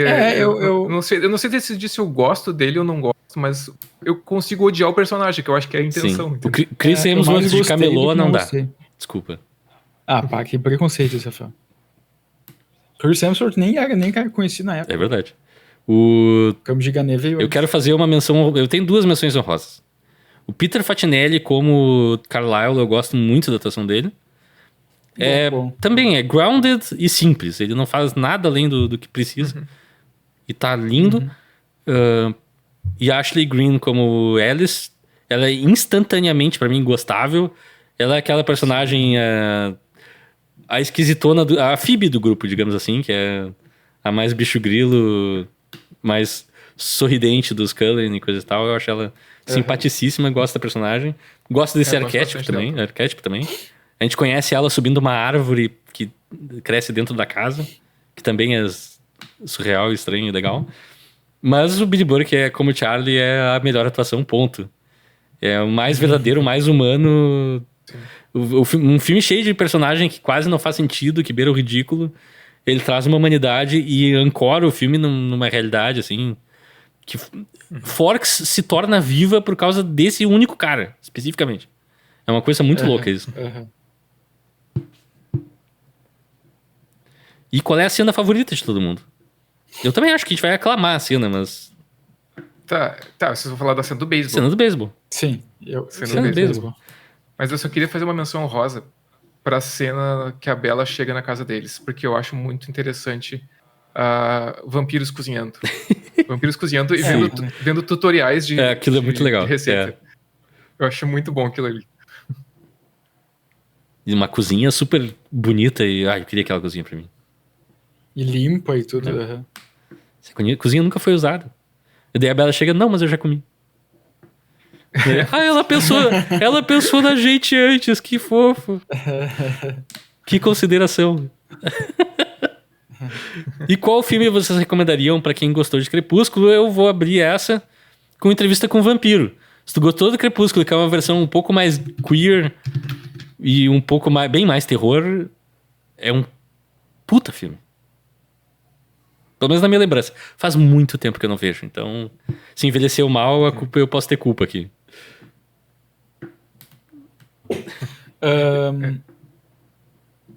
Eu vou sugerir um filme que também é dirigido pela Catherine Hardwicke, que é um filme de 2009, que eu tinha visto trailers algumas vezes e pensei, meu Deus, esse filme deve ser muito tosco, deve ser ridículo esse filme. Daí eu vi uma vez no Telecine e gostei muito, que é um filme de 2009 com a Gina Rodrigues chamado Miss Bala. Tá. Eu lembro que eu sei isso. É muito bom. Mas nunca vi. Eu recomendo. Eu vou ficar no ano de 2009, então, também. E recomendar um filme que a gente tem uma experiência conjunta também, de ter assistido no cinema. 2019 o Miss Bala, desculpa. 2019. Tá, tu falou 2009. 2019, tá. O meu é 2009, de fato. É um filme que a gente já assistiu juntos no cinema. Foi bem marcante a sessão que a gente foi. Que é o Deixa Ela Entrar. Que é um filme sueco, dirigido pelo Thomas Alfredson. Também vampiros. E depois esse filme até sobre vampiros. Tem vampiros, né? E depois ele ganhou uma versão estadunidense, né? Fez um remake. Que não é ruim. É surpreendentemente que dizem que é bom, mas eu nunca assisti. Eu tô falando recomendando aqui o original mesmo. Que eu acho um filmaço, assim. Aliás, gostaria de rever. Faz tempo que eu não revejo esse filme. Acho que eu só vi uma vez, na verdade, com vocês no cinema. Eu vi umas 3 vezes. Eu gostado muito. Eu não lembro de ter revisto. Só que toda vez que aparece a cena do rio e do corpo boiando, eu lembro do que aconteceu no cinema. Lembra do quê? O que aconteceu no cinema. Que tinha um cara rindo muito alto, foi muito engraçado. Foi estranho, foi perturbador. Foi um pouco perturbador, mas foi engraçado. E a gente viu na melhor sala de cinema da história do cinema, que é a sala 8 do Bourbon County, que não existe mais naquela encarnação, né? Eles reformaram e ficou bem pior. Que era uma sala pequena, charmosa, simpática. Tinha clima de sessão de amigos. E que nota final vocês dão pro Crepúsculo? Esse foi o filme que eu tive mais dificuldades com isso. Dificuldade. Porque, assim... Eu vou dar uma nota... Diga. Não, vai. Acho que tu tem... Vai ser mais interessante. Desculpa, é que eu vou dar uma nota que eu jamais na minha vida... E talvez Cortou eu me arrependa. O áudio cortou a fuga. Cortou? Tá, eu disse que eu vou dar uma nota que eu jamais na minha vida imaginaria que eu daria no filme. Tu não vai dar 9, né? Não. Ah, também daí já é demais. Pode dar. Não, eu vou dar nota 7. Leozinho. É minha nota 5,5. 5,5? Cara, eu tô chocado, porque eu também tive uma extrema dificuldade pra dar nota pra esse filme. Calma. Porque assim, realmente, eu tenho uma longa e complicada relação com esse filme. Já fui pra tudo que é lado com ele. Já... Tudo. E vendo hoje, ao mesmo tempo que eu me diverti, também não em certos aspectos. Só que sim, em outros, e daí eu acho que ele tem uma importância. É difícil de equilibrar tudo isso numa balança. E eu acabei ficando também, vou dar uma nota 7. Que pra mim é a média e me alinho com o Alexandre, então ficou o Leonardo a voz da desgraça, mas é normal. A média é 6. Média é 7. Média é 6. 6 em colégio, enfim, deixa pra lá. Não tá no céu. Cortou teu áudio, ainda bem, porque tu deve ter falado uma coisa. Falei uma coisa horrível. A gente aqui, então, termina a nossa discussão sobre o Crepúsculo, que eu acho que foi bastante mais comprida do que a gente imaginava que fosse ser. Não, 40 minutos a gente ficou falando de astrologia e de Last of Us. Mas semana que vem a gente vai fazer um episódio e eu tô com medo de entrar nesse bloco agora. Porque geralmente a gente escolhe filmes que tenham alguma relação com o filme anterior. E aquela coisa, a gente chegou no Crepúsculo a partir do... eu já esqueci o filme que eu escolhi. Do Mickey 17, pelo Robert Pattinson. E o próximo da corrente é o Leonardo, e a gente sabe que isso é sempre um momento complicado ou frágil. Então, Leonardo... Da onde isso? Eu acho que eu sei que filme... É que eu acho que eu sei que filme tu vai escolher. E daí eu tô já me vacinando, assim, pra...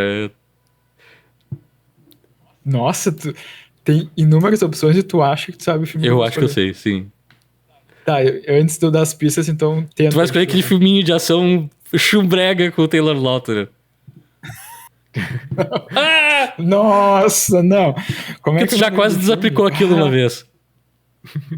Não, eu nunca escolhi esse filme. Tu botou numa das escolhas do público.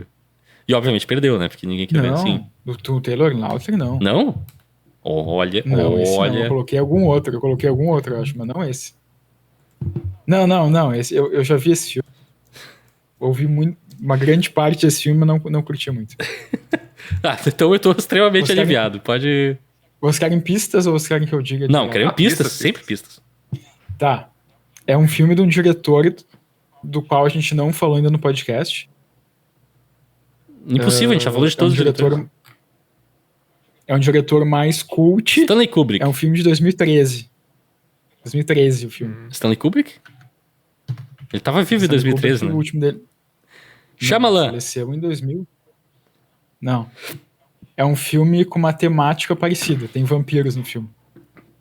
Vampiros em 2013. Eu podia trapacear e procurar no Google agora. Ele tá roubando aí. Mas eu não vou. Eu tô tentando lembrar da minha mente. Vampiros me mordam. Não sei. Não faço ideia. Tem alguma outra pista ou tu quer já... Qual é a conexão? A conexão é a temática. É temática. Tá. Na verdade, é um filme que eu pensei em escolher como sugestão pra hoje, mas eu achei que seria mais legal escolher pra corrente. O que fazemos nas sombras? Não. É um filme com o Tom Hiddleston.